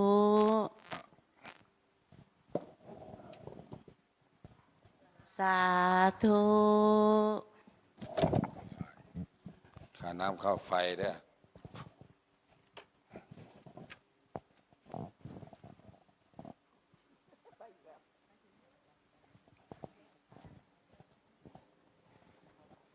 เอามาถวายรูปต่อไปอาจารย์ด็อกเตอร์สุเทพสวนธรรมเทพนิมิตรรูปต่อไปดรแอลอาจารย์มหาป๊อดอาจารย์ต้นอาจารย์แม็กแล้วก็พระครูศรีน่าจะปิดน่าจะอนุโมทนาตอนเช้าพระครูโดมยังไม่ได้ขยับหรอกหลวงพ่อมันมาว่าจะมาไม่ต้องมาหรอกหลวงพ่อ เพราะว่าแกจะไปบวชพระใหม่ไปพักกันก็ได้เด้อเอาอย่างอาจารย์ไม่หรอกอาจารย์ประกาศประชาสัมพันธ์เด้อญาติโยมอย่าลืม ใครจะไปทอดเทียนอาตมาเด้อทอดเทียน9 วัด 9 แรกถวายเป็นพระราชกุศลแด่พระพันปีหลวงใส่เสื้อสีฟ้า9 แรกไปที่อำเภอวังสะพุงเอราวัณนาวังนากลาง9 วัด 9 วาสวดมนต์อิติปิโสแผ่เมตตา9 วัดรถตู้อย่างเดียว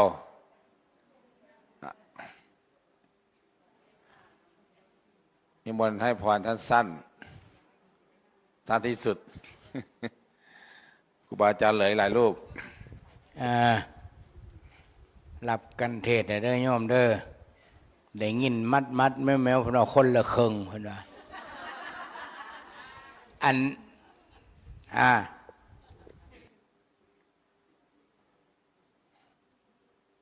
สาธุในพานนี่บ่ฮู้จักแต่ก็สิถวายเบิดพาน เอา ถวายบำรุงวัดป่าจริยธรรมหน่อยหลายบ่จักนะอยู่ในพานนี่นะคณะกรรมการมารับเด้อ นี่ถวายวัดนิมนต์หลวงพ่อเมตตาเนี่ยเขาหน่อย มันรับแน่ มาชีนงรักมารับเด้ออาจารย์ประเดชพระคุณรักษาแทนเจ้าอาวาสวัดป่าทำถ้ำผาหม้อถ้าพระครูดมรับกับไปวัดศรีนวงศ์หมดวันที่30ก็จะจ่ายค่าไฟแล้วเอาการน้อยไปต้มเด้อครับรูปต่อไปนะครับ อาจารย์ดร.สุเทพอาจารย์มหาสุเทพอันนี้ตั้งนิดนึงจะได้แม่น